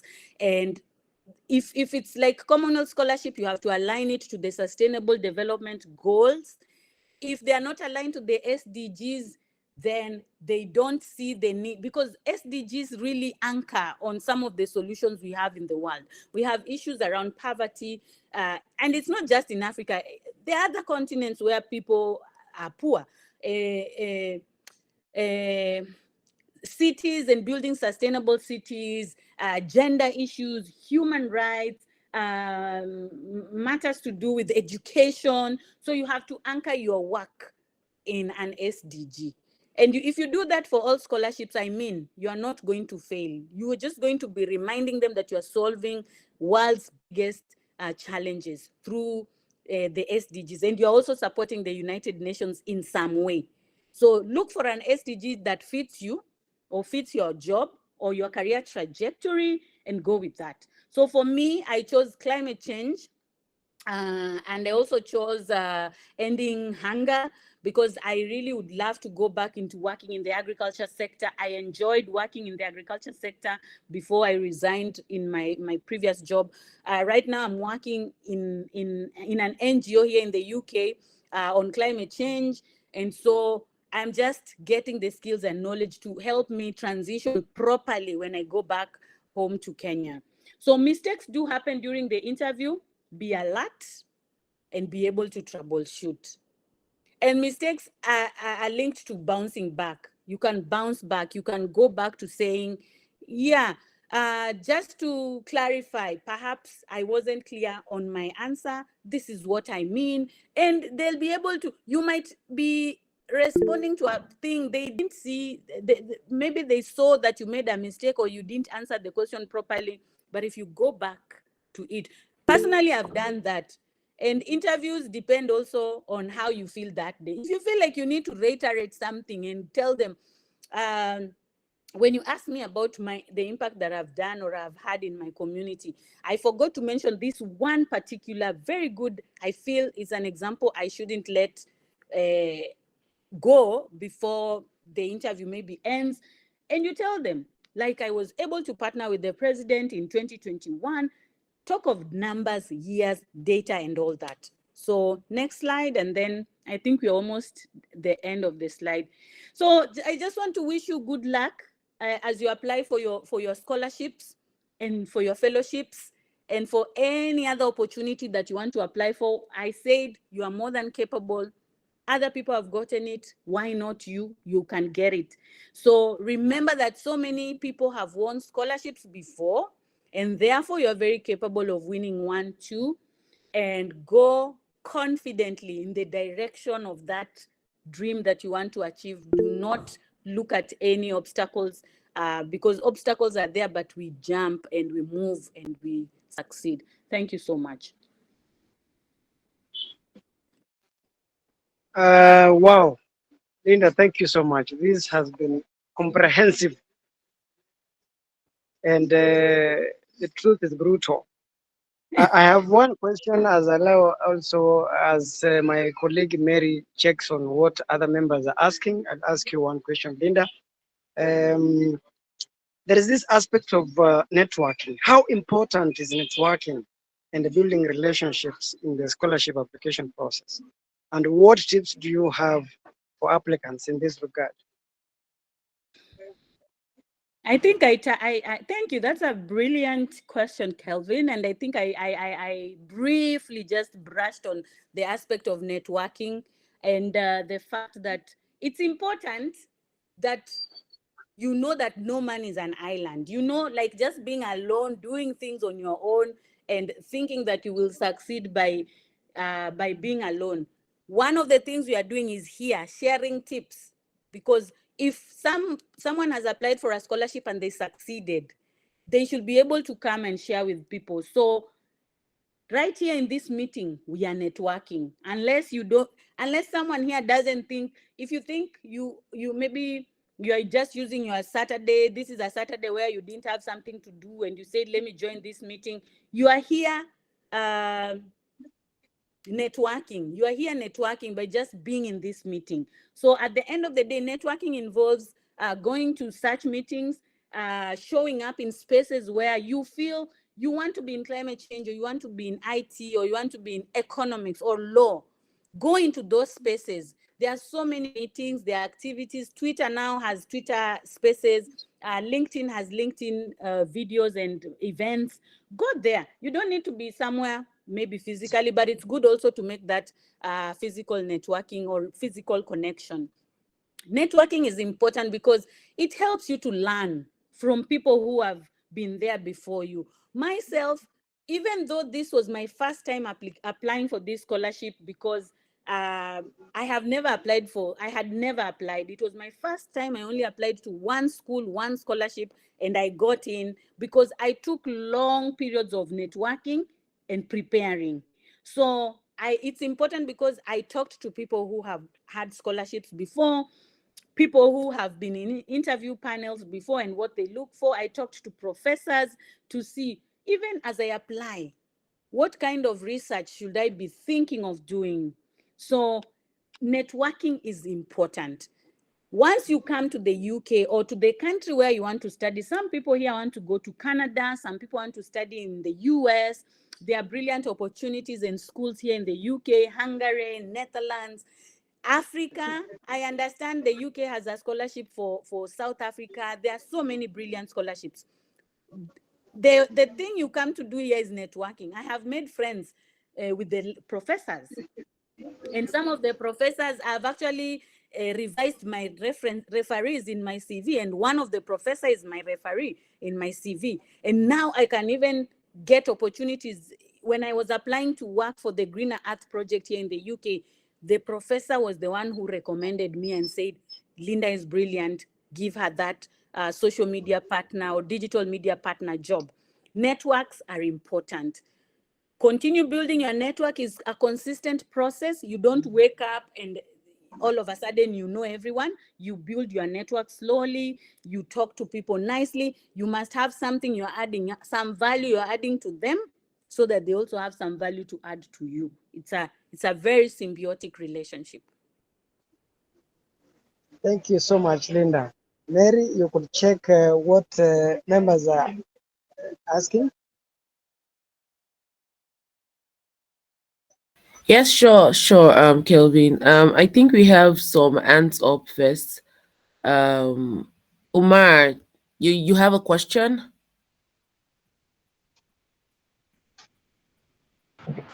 Yes, Okay, please, you have the floor. thank you. So, thank you, Ms. Linda, for this wonderful presentation. So, I have one to two questions. My first question is that is there any specific techniques for maintaining good eye contact during interview? And the second question, was it good after an interview to send appreciation message to the panel? Thank you. Umar, thank you so much for your brilliant questions. You asked about eye contact. Eye contact is very important, and it comes with your posture, the way you are seated. If you are seated properly, you should be able to look at the panelist properly, even if it's via Zoom or via Google Meet. You should be able to look at them and look at the camera, because if you are constantly looking on the side, they know you are reading somewhere. You don't know your story. You're not telling your story. That is not you. You are not being authentic. Eye contact is important. But when I say eye contact, I don't mean now start gazing and staring into their eyes. If there are many panelists and they are seated in different places, you can just move your eyes around the room and talk to one person as you get to the other, because you can't just face one person. But if it's on laptop or phone, you have to just look at the screen. When it's in an in-person interview, try to drive your eyes across the room. You can start by looking at the person who asked the question. Thank you so much for that question. One of the challenges that I've experienced in my job is blah, blah, blah, ABC, and therefore how we've been able to address, you just move around the room so that some of the panelists you need to talk to all panelists, even if it's one person who has asked you the question. At least that is what I normally do. And I have gone to interviews and I've come out successful because of those things that I've done in the interview session. The other thing you've asked is about thanking and sending appreciation. For me, I would say no. Use that opportunity when they ask you for the do you have any question for us, or the last bit of the interview. Use that opportunity to say thank you, appreciate them for having you, for even selecting you amongst so many people who applied. No need to send the email. Once you've said your thank you on the interview panel or during the interview, that's enough. Sometimes you can even send them that thank you. For instance, this, I'm just thinking, this is not what happens, but I'm just thinking. Sometimes it's annoying to keep, how many people might have sent thank you, thank you, thank you, thank you to them. Maybe these are human beings. Remember, they're human beings. They can even just feel irritated by the number of thank you emails they are getting. They have been in that position. So you have to just go back home and wait. Once you've said thank you during the interview, that's enough. You don't need to thank them, to remind them. They might even use that to make a decision based on how they are feeling. Some people, human beings are very funny. They can make decisions based on how they are feeling at that particular moment. So I would say, I would advise you to use your last bit of the interview to just say, big gratitude, sincere appreciation. I'm thankful for the opportunity, and I look forward to getting some positive consideration from you.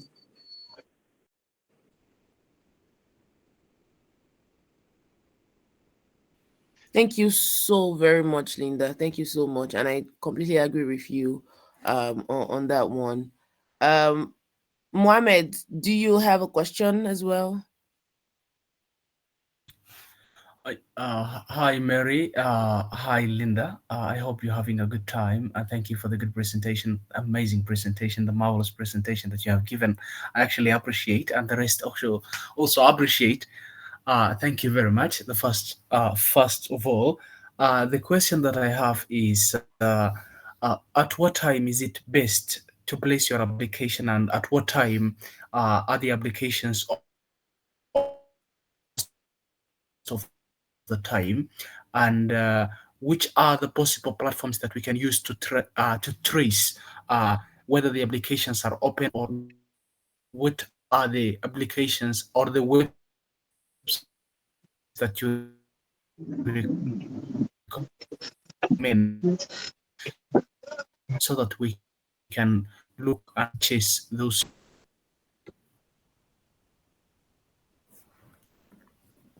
Wow, I'm not sure we got your question, Mohammed. You were breaking at some point. Can you hear me now very well? Yes, yes, yes, yes. You can take that again. Yeah, sure. Yeah, yeah. Thank you very much thank you for reminding me. I had multiple questions. I said number one, what time is it best to place your application? And the second is, what are the best websites? What are the good websites that we can go to look for scholarships? That's number two.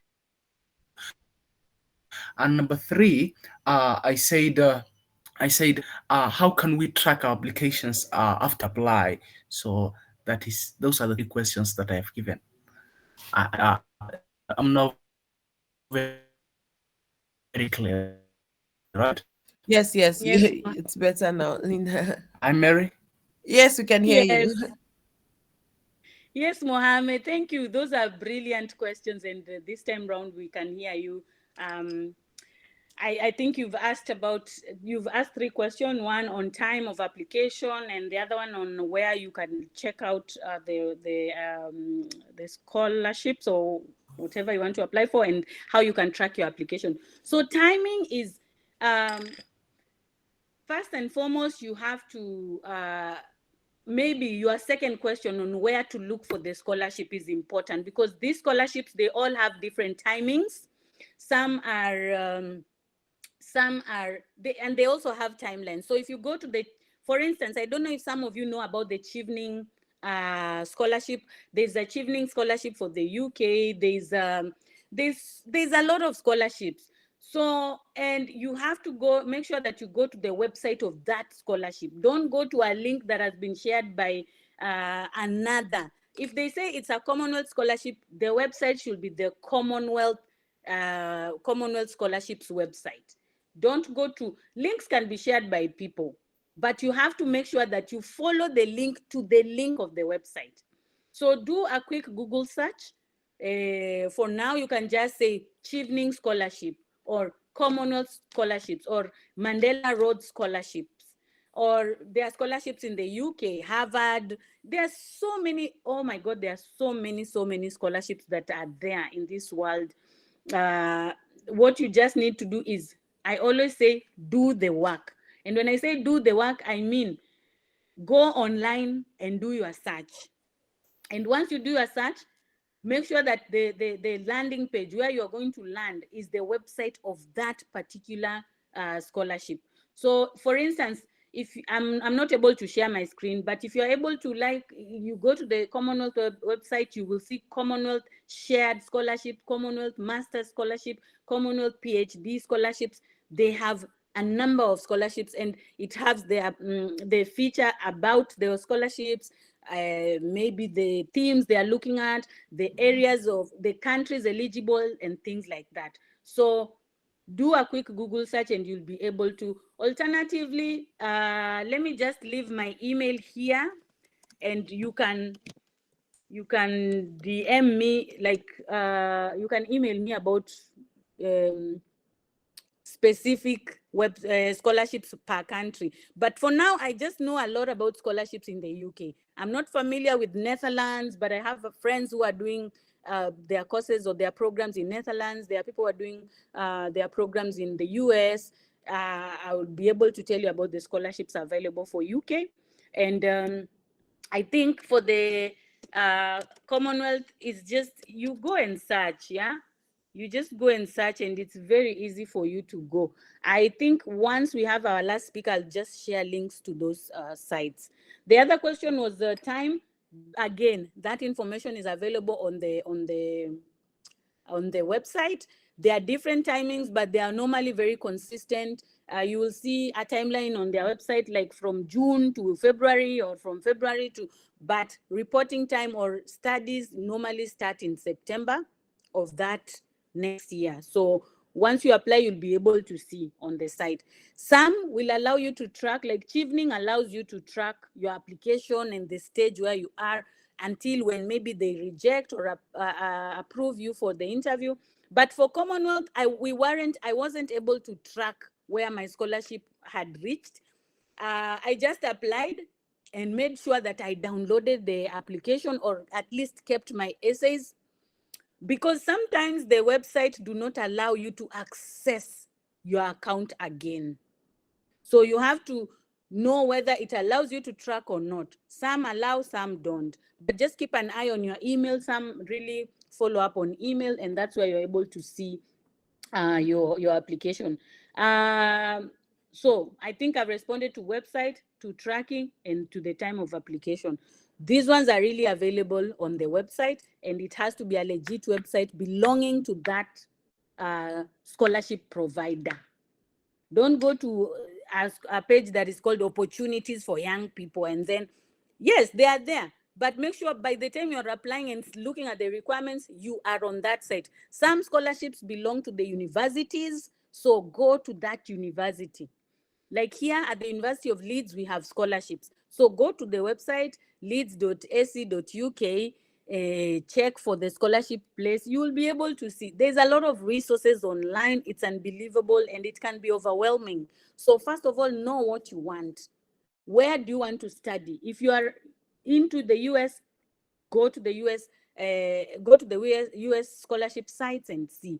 If you're into the UK, you have to have an objective. You can't just say, me, I just want to study, and it's anywhere, anything goes. No, if it's the UK, me, personally, I was very specific. I wanted to study in the UK after my undergraduate, and I wanted to study in this particular university. no other university. But this is what I'm saying. Don't put your eggs in one basket. Try to, some people are brilliant enough to apply once and get, but some people need to apply multiple times because of so many reasons. I can say what has really favored me is the fact that I'm in the communications field. So it's very easy for me to write. Writing is like, I just write even within a second, I've just finished my essay, or communicating and convincing and persuading, because some of these things is what I train people to do. So I hope I've responded to your question, and thank you so much, Mohammed.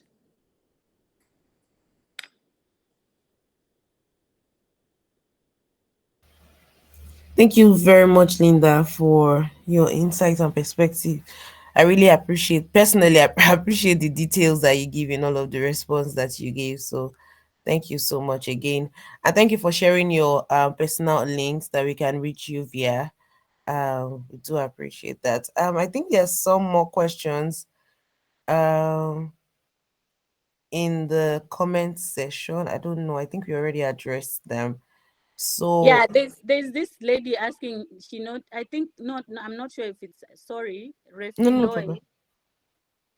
Masebe, sorry. Miss Linda, I noticed on your presentation you have been mentioning UK a lot, and I'm interested in studying in the UK. Do you know of any fully funded full scholarships from the UK? May you please kindly plug me? Yes, Masebe, I'm very happy to plug you in.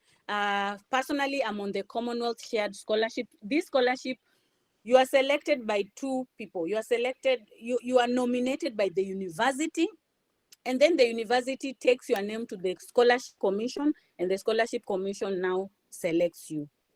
So you apply on the Commonwealth website.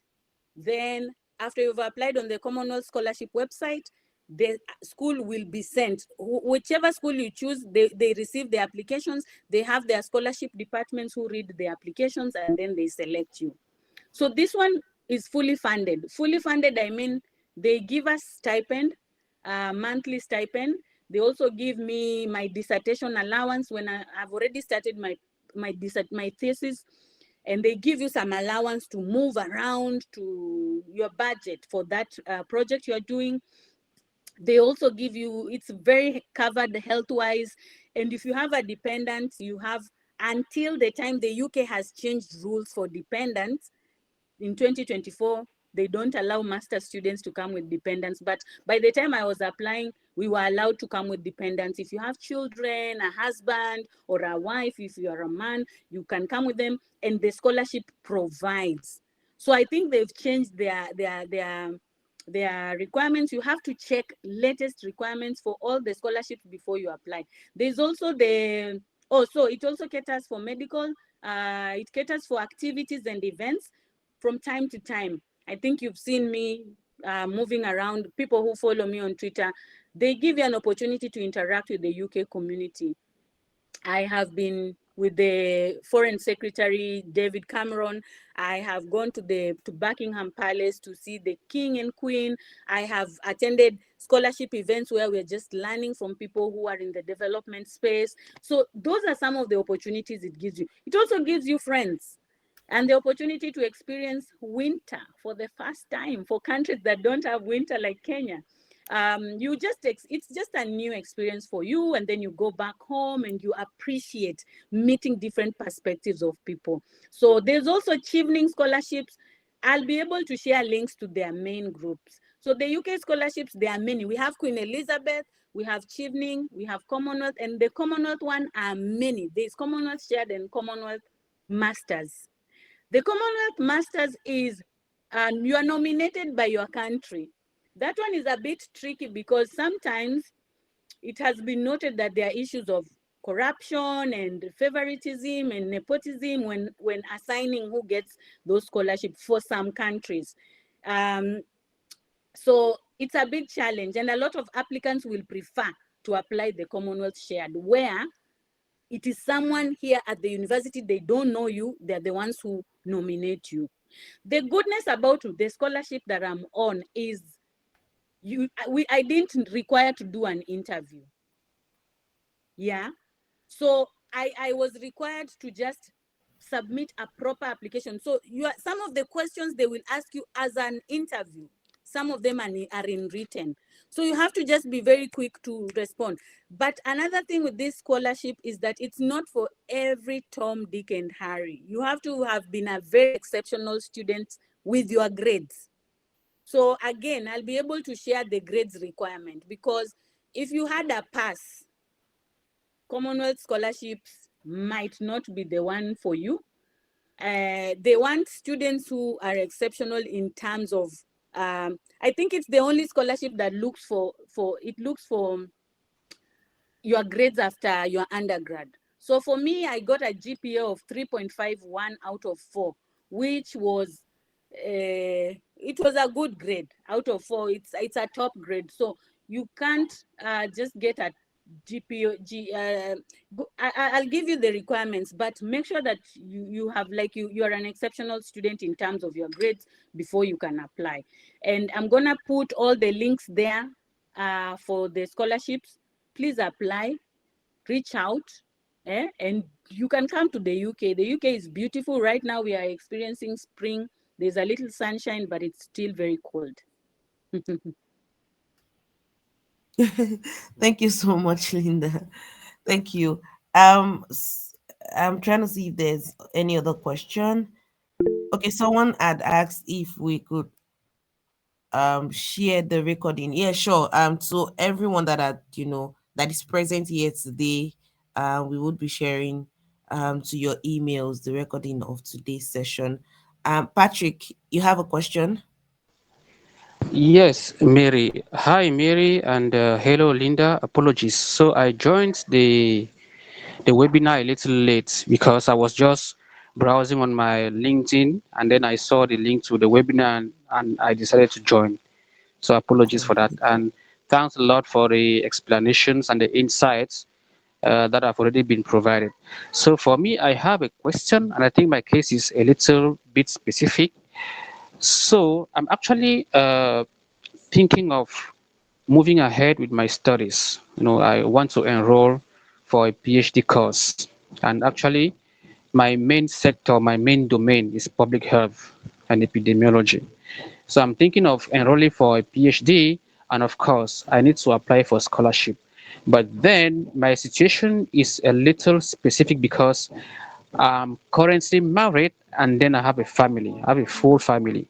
So I'm thinking, if I want to move to a place for my studies, I'm not thinking of leaving my family behind. So I'm thinking of it's basically relocating to a different place where I'm going to continue my studies, and then hopefully I should be able to get at least a part-time job to take care of my family. I know this is something that is possible in the US. So I have like one person that actually one colleague has told me that he has this opportunity, like a full funded scholarship, and he's able to move to the US with his family. But then I don't want to focus only on the US. I'm thinking, like you have the UK, you have Australia, Netherlands, etc. So I'm thinking, based on your experience, Linda, have you come across this type of opportunity? And if there is any advice that you can give to me, what will you say? Thank you.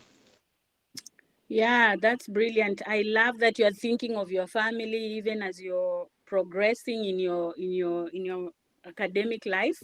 It's good to think about your family, because your family will really come in handy once you get that scholarship and you are here alone for a whole year. Maybe it's a PhD and you're here for 5 years and you are alone. It's good to plan with your family in mind, so that even when you're applying for the visas and the processes, they are there and they are also catered for.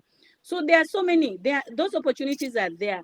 I can speak for the Commonwealth PhD scholarship, which I also plan on applying once I'm done here. And it's easier once, if you don't have a master's, it's easier once you get the Commonwealth master's or Commonwealth scholarship to do your master's. It's easier for you to get the PhD. They normally try to give people like double if you're a alumni, it's easier for you to do your PhD rather than someone who is not an alumni. But I mean, the applications are open to all. So number 2, put your eggs in different baskets. Don't put your eggs, I think I mentioned that putting your eggs in one basket is not the right thing to do. You need to spread your risks, spreading your risks. Think about the US. The US is a brilliant, I was in the US for my fellowship at a very amazing, brilliant Ivy League university next to Harvard. So I can tell you that they have amazing universities, and they are it's a very conducive environment to study, and the studies are really taken seriously. Think about Canada, think about Australia. But also another tip I'll give you is to look at the current news about those countries that you want to go to. A lot of them are now restricting, especially when it comes to international students. They are restricting entry, reducing the application entry in terms of numbers. So you have to be very aware of that country and how they are allowing you to come into their country. Some don't allow you to come with family, some do allow you, some are not fully funded.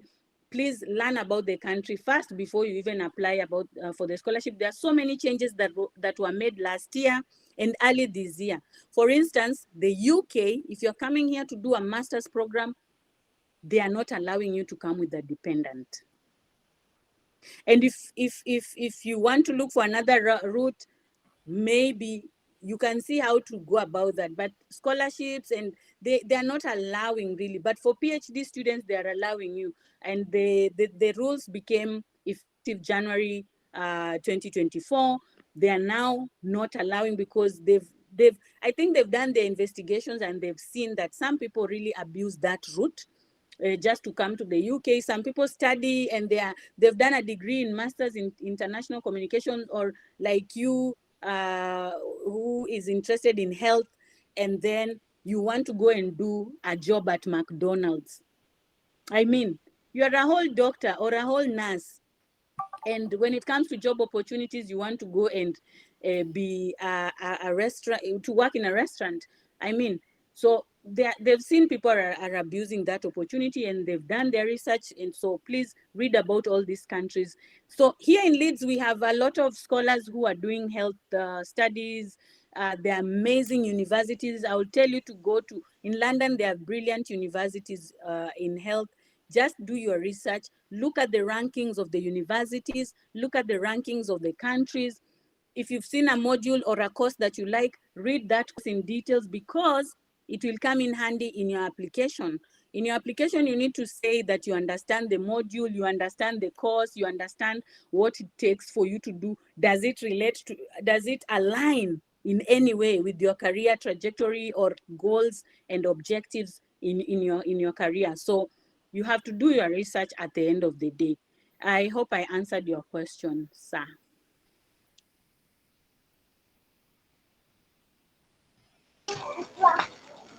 Yeah, Linda, I think you provided some good response.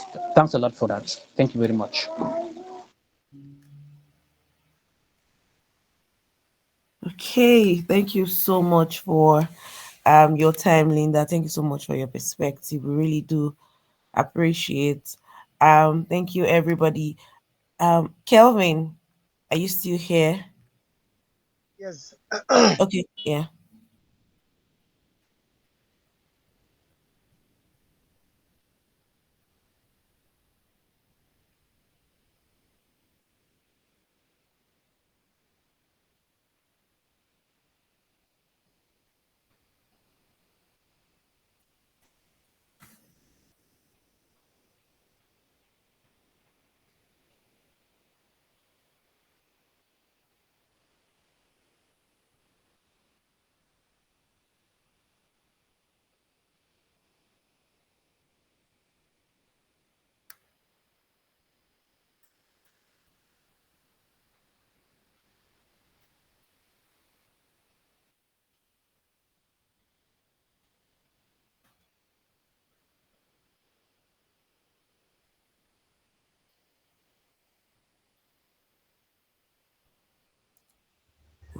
I'm not sure, Go Kelvin. on.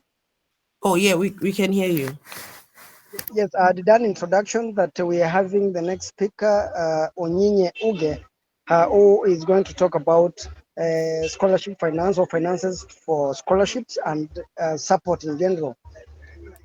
Onyinye, you can take over and talk to us. Thank you.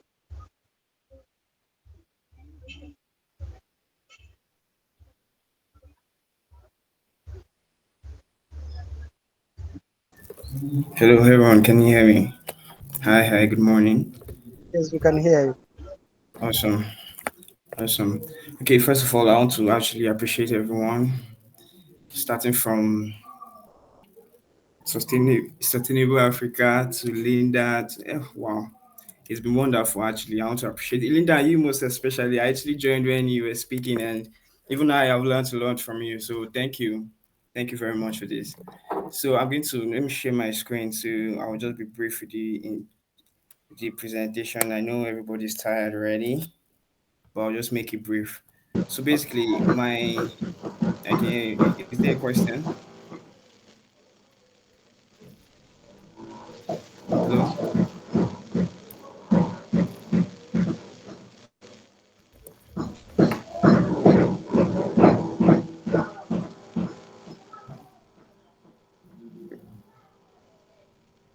Should I go ahead? Yes, please. Yes, please. Patrick, Okay. please, can you mute your mic? Okay. So as I said, we I was introduced to this. I think I reached what's his name? He reached out to me from Sustainable Africa like 2 weeks ago, and he told me, "Hey, do you would like to speak?" I'm like, "Wow, who am I to come and speak, right?" Okay, so let me just introduce myself. I am Onyinye Uge by name. That's my name. I'm based in Nigeria, Lagos, Nigeria to be exact. Right. I'm an international student, contractor, counselor, recruiter. Right. I'm a certified UK and USA, UK, USA, Canada, Australia.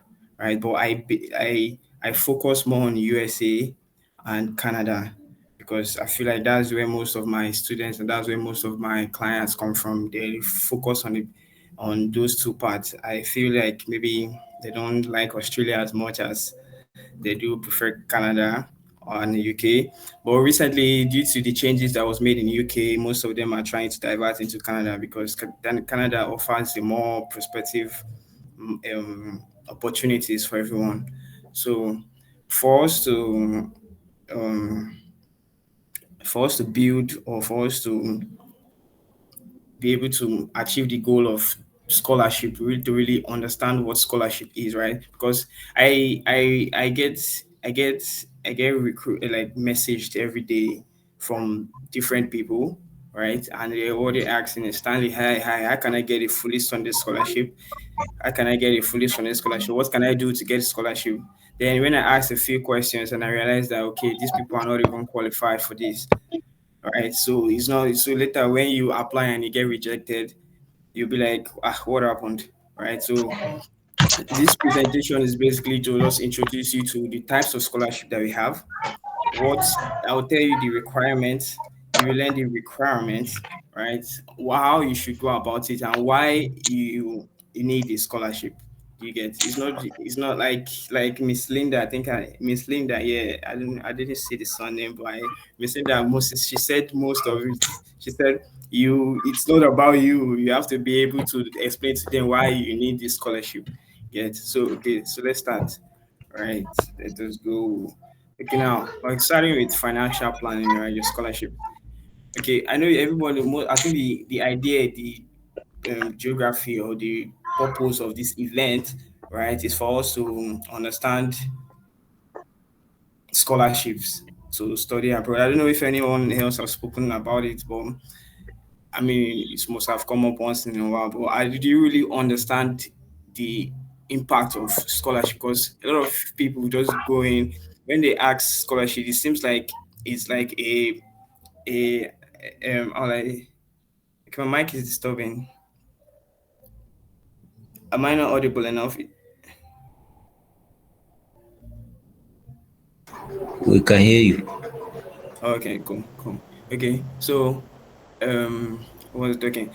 A scholarship is basically an investment, right? It's not a It's not a come and let's offer you this service for free. It's an investment. They invest it in you. They invest that certain amount of money or financial gain in you because they see value that you can provide. So whenever people reach out to me, I try to ask you what value can you bring for you to be able to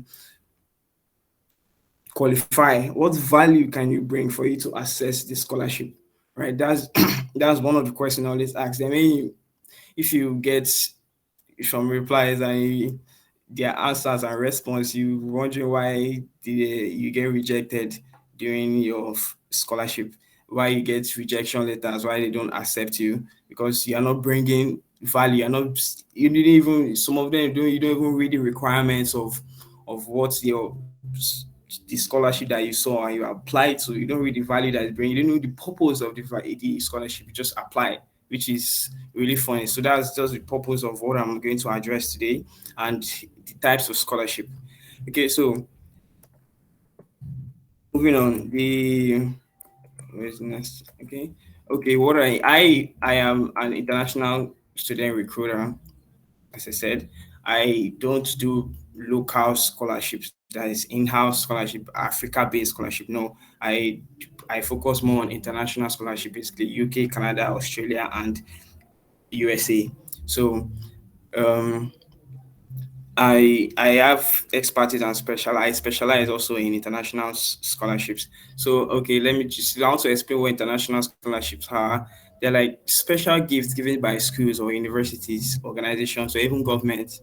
Right? The purpose is for you to come in and learn. In the purpose of coming in to learn, they're coming in to bring in value, and in the same way build your potential as a person and achieve your dreams. So it's a win-win for them and it's a win-win for you too. Yeah, do you understand? So please pay attention because this is really important. I want you to let's understand the types of scholarship that we we apply for. We ought to apply for, right? Okay, so there are actually more purposes, or should I say, small categories of scholarship. But I'm just going to speak on these five because this is where it's this is where most of the scholarship and inquiries is based between these five. All right. So before I even start, okay, no, no, what I'm going to just leave that. Let's start from merit based, right? Okay, so merit based scholarship is okay. Imagine you have worked really hard in school, right, and you have excellent grades. Please pay attention. Excellent grades, right? Merit based scholarship are like rewards for your hard work, meaning these scholarships are given to students who have shown outstanding academic achievements, meaning you have to be exceptional. It's not, they're not going to offer you a scholarship because you want the scholarship. They're going to offer you the scholarship because you're going to bring value. Yeah, do you understand? So you have to be a good, like Miss Linda said, you have to actually check the requirement, check the qualifications to see if you're actually bringing value to the organization and the purpose of the reason why you're applying for the scholarship. If it's just for you to jackpot, like the Nigerian term, I don't know if it's an African term, but for Nigeria, jackpot means to just leave the country. If that's your purpose and you do not have any qualification, I doubt you will get that scholarship, right? The purpose of sharing scholarship for you to achieve success, right? So, but you cannot achieve success if you are not putting the effort. You have to actually put in an effort. So, if your purpose is just to jackpot, right? I won't even personally. I won't even recommend it for you. I won't even advise you do something like that if only if you have maybe other agendas besides just Jackpot, then I support you, right? So okay, so this scholarship are mostly fully funded. This is where that fully funded scholarship that comes out. Fully funded scholarship is not a type of scholar, it's just a category of scholarship. There are different types of scholarship. There are partial scholars, like is listed, there's merit based, right? There's need based, there's subject specific based, there's government based, there's research based. There's still more, but I'm just going to speak on these five because I have just 8 minutes to go, right? So I'm still here, right? Merit-based scholarship recognize distinguished part and performance, right? So it's not just about the fact that you want this. You need to understand that you actually have to bring value. you get your documents ready, get your properties ready, and your bank statement if possible. If you are not granted a fully scholarship, you just want to like put yourself in order. You get your A levels, you get your international passport because you need to apply with it. You get some requests for essays if you can write an essay. Some requests for GMAT. I've heard some fully funded will require GMAT or IELTS or SAT or Duolingo, right? So if you can if you can have all those documents and actually have a good grade, right, it will be a plus for you in landing your scholarship. All right. Okay. So on to the next slide. Let's see. The next is gonna be please if you have any question, just write it. I'll address it after I'm done, right? So the next type of scholarship I'm going to discuss on is need-based scholarship, right?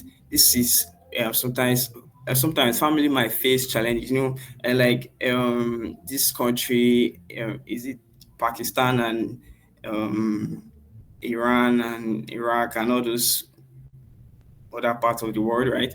They are going through this crisis where human beings are. I don't know if it's. I don't want to call it a war, but just say human beings are just disputing, and there's a lot of destruction, right? So scholarships like that, people like that, they offer scholarship for purposes like that. You get. So that's what's need based basically. Is if you are going through a financial this thing, then you can actually prove to them that okay, we're actually going through this financial issue. You have to have proof of whatever it is that you have to really have to have proof of whatever situation that is propagating you for you to want to apply for this scholarship, right? So I personally, I don't know for anybody, but I personally would advise while you are applying for fully funded scholarship, you should also apply for other types of scholarships too. You know, just look for only fully funded because the probability of you landing a fully funded is like a should I say 90-10% type of thing. I'm not trying to spoil anybody's mind or ideology of scholarship, or it's just the fact, it's just life. You just have to handle it. It's not everybody that's going to study abroad. Miss Linda was lucky enough to have been blessed with some opportunity, but there are thousands of millions of people who are actually they declined and denied the asset. So you cannot wait and wither away in the fact that you are looking for a fully funded scholarship if when you cannot like should I say when you cannot prove that okay this thing and you are not giving, so you have to actually find another route also to make sure that you achieve your goals. If you study, if it's to carry your family to a better place, you have to actually find another route also. You don't have to go through fully funded, right? So that's need based. So let's go to subject based. Okay, so basically are tailored for students who excel in particular field. This one is specific to the field that you are studying. So if it's science, art, med lab, biotech, biochemistry, biotech, nursing, whatever course or whatever, even sports, right? Whatever course or degree or activity or engineering, whatever it is they are passionate about, any course specific thing, they offer scholarship for something like that, right? They are mostly funded. If our most scholarships are academic, government, corporation, there's private institution. That's when I mean academic. That's the school, right? Corporations like Commonwealth, state government, the like Australia government, people like that. Yeah, so those are type of people that fund these scholarships. I don't personally, as I mentioned before, I don't know anything about African based or local based scholarships. I don't look there, but maybe I'll try and look there to see if. But I'm sure everybody wants to go to the other side of the country, of the world rather. Okay, so let's go to government based. Like I mentioned, government based is when the government is who is inviting you. If you have noticed, as of early January, no, it's not really early January, around November, December, UK had been they have been pushing the dependency dependents the agenda of removing and cutting them off, right? Because it seems to have been there have been a violation of their rules when it comes to bringing in people. I think it was from India or so, Nigerians, I don't know, but sure, there was an overpopulation of what happened. That was what caused the dependency. There are more options also, not just this, but more options too. All right. So there some countries like Australia. Australia is very flexible when it comes to government funded. Right, the government actually funds the account. The government funds the scholarship for international students to come in. So you also when like I think it was Mohammed, right? Yes, Mohammed asked the question concerning how do we, he said, how do you know scholarships and how do you like pay attention and know where to keep track of scholarship and all? You have to pay, like, look at the country, look at their, if they have scholar, I'm sure they will surely they have abundance of scholarship um, sites where you can just go and see government funded scholarship. Government funded is always, it's always more helpful and it's more cheaper for those who are just trying to migrate to another country without having to pay that large sum of money. Right, so that's what government is all about. It's funded by the government, so the process is much longer than you going through the school directly. Is to not waste time, right? And research scholarship. Basically, research scholarships are for students interested in research projects, your PhDs, your doctoral levels. These are the type of scholarship that is being offered here, right? Fully funded scholarship also is a very for PhD holders is something that is on the rise now because if you actually notice, because of the dependency thing in UK, you both with a PhD, right? With a PhD, you can carry your dependents in the to the UK. So if you are looking at if you already have a master's degree, but I think it's much better if you already have like a master's degree before you can go for PhD. But if you decide that you want to go with, I don't know if they are still bachelors, but you can try with like a postgraduate certificate or something for PhD if you are looking to go into the UK with your dependents, your family, and secure their future. This is the type of scholarship you should look into, right? So, okay, so this scholarship basically are designed to support students, researchers, and scholars rather in conducting in-depth research in specific field of study. It's an opportunity to dive deep into the interest and make a difference. One of the most well-funded international history. Yes, this is actually one of the most. This is one of the most well-funded international schools around the world. Okay, the issue now that we are currently facing is the fact that a lot of things are changing. Right, it's not just changing in both. Please, I need you to really understand this. Right, a lot of reason why these scholarships seem to have become harder these days is because of one of the reason, or not specifically, one of the reason is because of the fluctuation in the finances aspect, especially for like Nigeria, where the inflation rate is really incredible. Let me use the word incredible right now. So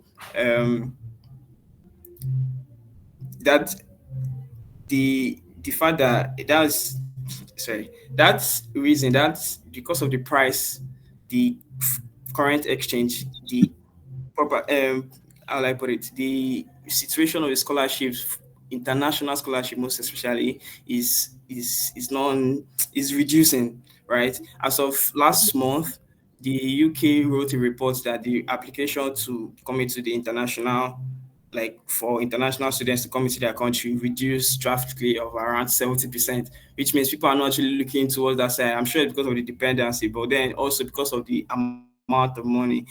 Because right now, I think pounds dropped to like around like 1.9 or so, I think, or 6 to 2,000 plus. Well, I'll confirm. I think of yesterday it was two something. So things like this is what affect scholarship. That's the reason why Mrs. What's her name?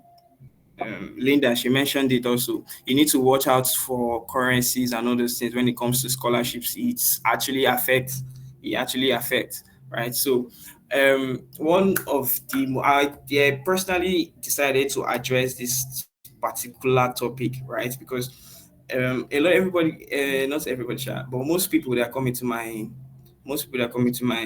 DM or my agencies them, right? They always come in the name of fully funded scholarship. I'm not saying that fully funded scholarship is something that you should not look at, right? But I'll advise you try looking into partial scholarships also, right? Meaning where the school offers basically the difference between a fully funded scholarship is a fully funded scholarship covers the expenses. Right, there are different types of fully funded scholarships. Some fully funded scholarship is just for your tuition. You have to fix your accommodation, your books, and all of that things. But you can, but some other fully funded scholarship can support both your books and your outing and your entertainment, transportation, everything. So sometimes it's not all scholarships too that will give you the access to your plane tickets, your accommodation, your transport when you get there, your books. So that's why it's always advisable you look into the partial scholarships also, so that you really understand what is partial. Partial is basically meaning the school or the institution removes a certain amount of money from the tuition fee. So if you're to pay, let's say around like 15,000 or 20,000 pounds, right? The university can decide, okay, because of the current situation right now, like of for Northumbria University in the UK, they currently have this international scholarship of over a reduction of £5,000 for any tuition for any course, except I think except nursing and some medical you say some medical courses. So scholarships like that also you look into them, because it's not, yes, it's still required to pay a certain amount of money here, but it's much better if you're actually hungry to achieve your goal, right? You have to look into it if you're actually hungry to carry your family abroad, because that's one of the reason why we do this, to secure our lives and secure our family. So sometimes you have to actually put in investment.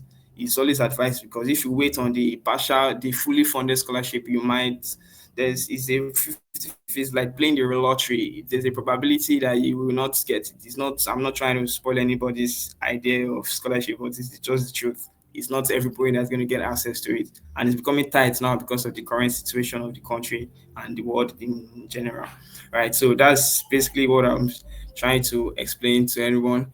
Okay, before I go forward, is there any question anyone would like to ask before I move forward? Let me address some.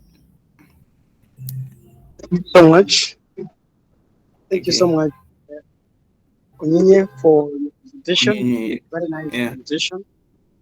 And my colleague Mary will look at questions and concerns from members Okay. present, and Okay. we'll be able. At this juncture, I saw a guest here, Kennedy Wandera. I don't know Mm. if he's present.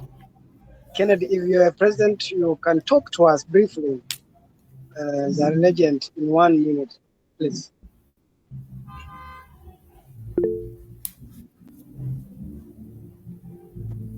Yeah, I think Melody too is signaling to speak.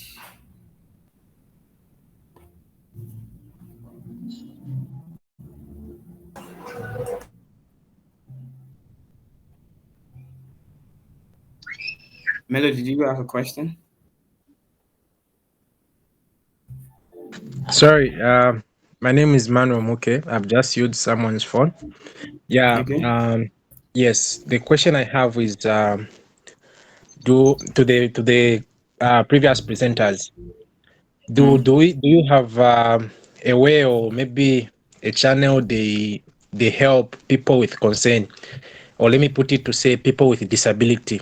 If that person want to apply, do they also accommodate them and help them in terms of access? Thank you.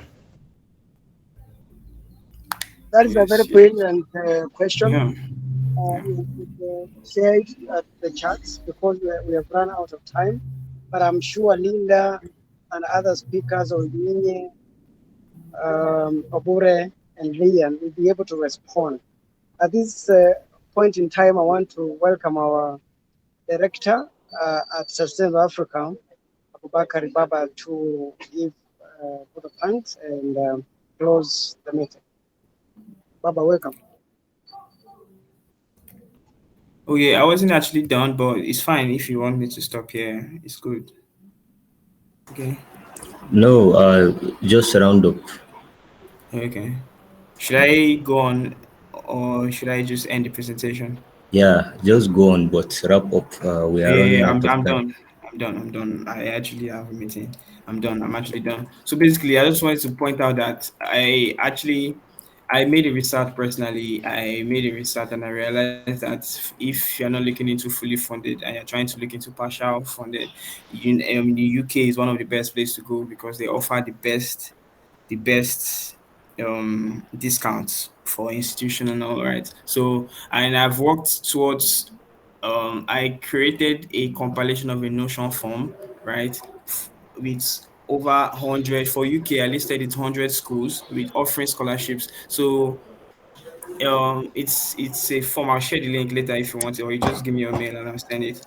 It's a compilation of schools and the universities, the location, and the degree for which you like to study. Do you get? So I compiled it. If it's something that you want, please just tell me. So I'll send the link to you. Basically, thank you very much. That's basically all I have to say. Thank you all for giving me this privilege, and I appreciate you sustaining Africa. Thank you. Thank you, Onye. Thank you. Yes.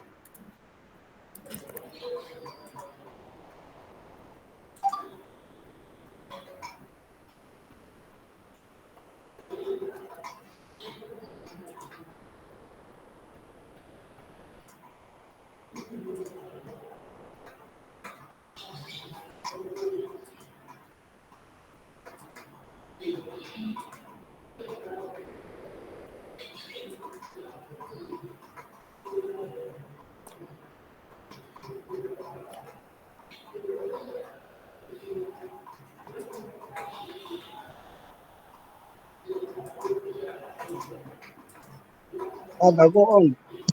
Okay. Good day, all.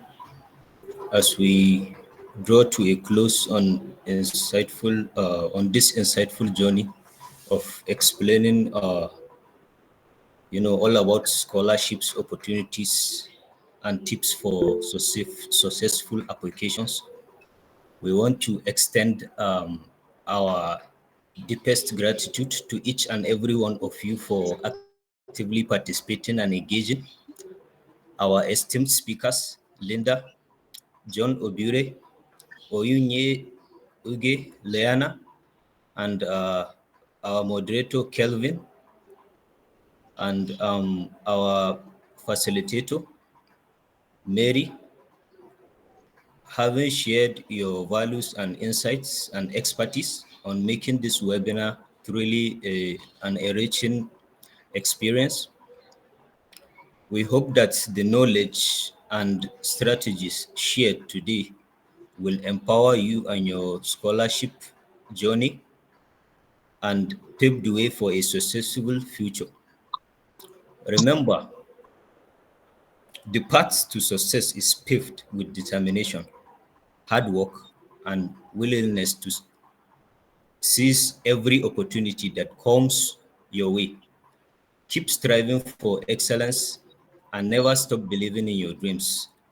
Before we conclude, I would like to extend a special shout out to Skilled Club and TLDV for sponsoring this event. Your support has been invaluable in making this webinar a success, and we are truly grateful for your partnerships. Warm regards. Thank you for really attending this webinar. Kelvin, Yes. yeah, so I think you can take on from here. Thank you so much, the entire team and Sustain Africa for giving the youth and people of Africa an opportunity to learn from experts and people who have experience in various aspects of life. At this juncture, we have to close, which has been a very successful webinar. Perhaps Mary could say something But from my end, thank you so much. Until we meet next time. Mary, are you here with us?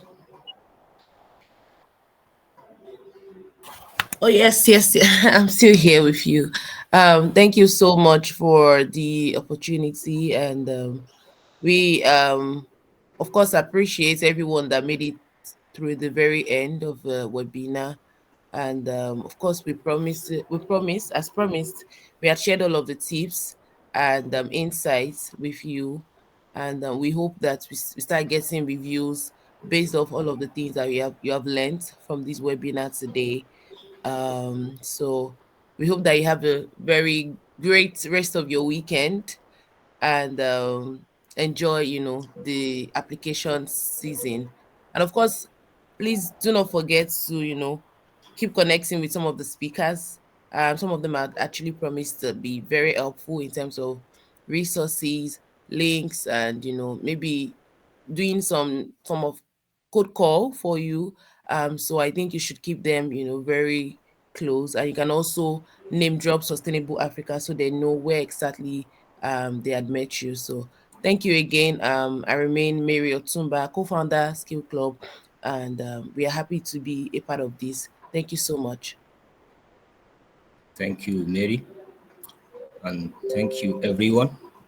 And for the people that has been asking about the recording of the webinar, we are going to upload it on our YouTube channel. So I think that's all for today. Thank you, everyone, for joining and engaging and participating. And let's call it a day. Thank you very much. Thank you. Bye. Have a great day. Thank you. Bye. And Linda, say your email. Looking up to meet you guys next time. Bye, everyone. See you later. Bye.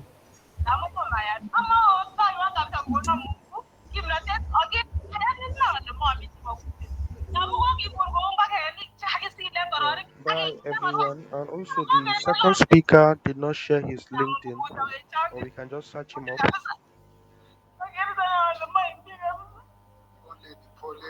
Also, we are requesting Linda to send my email.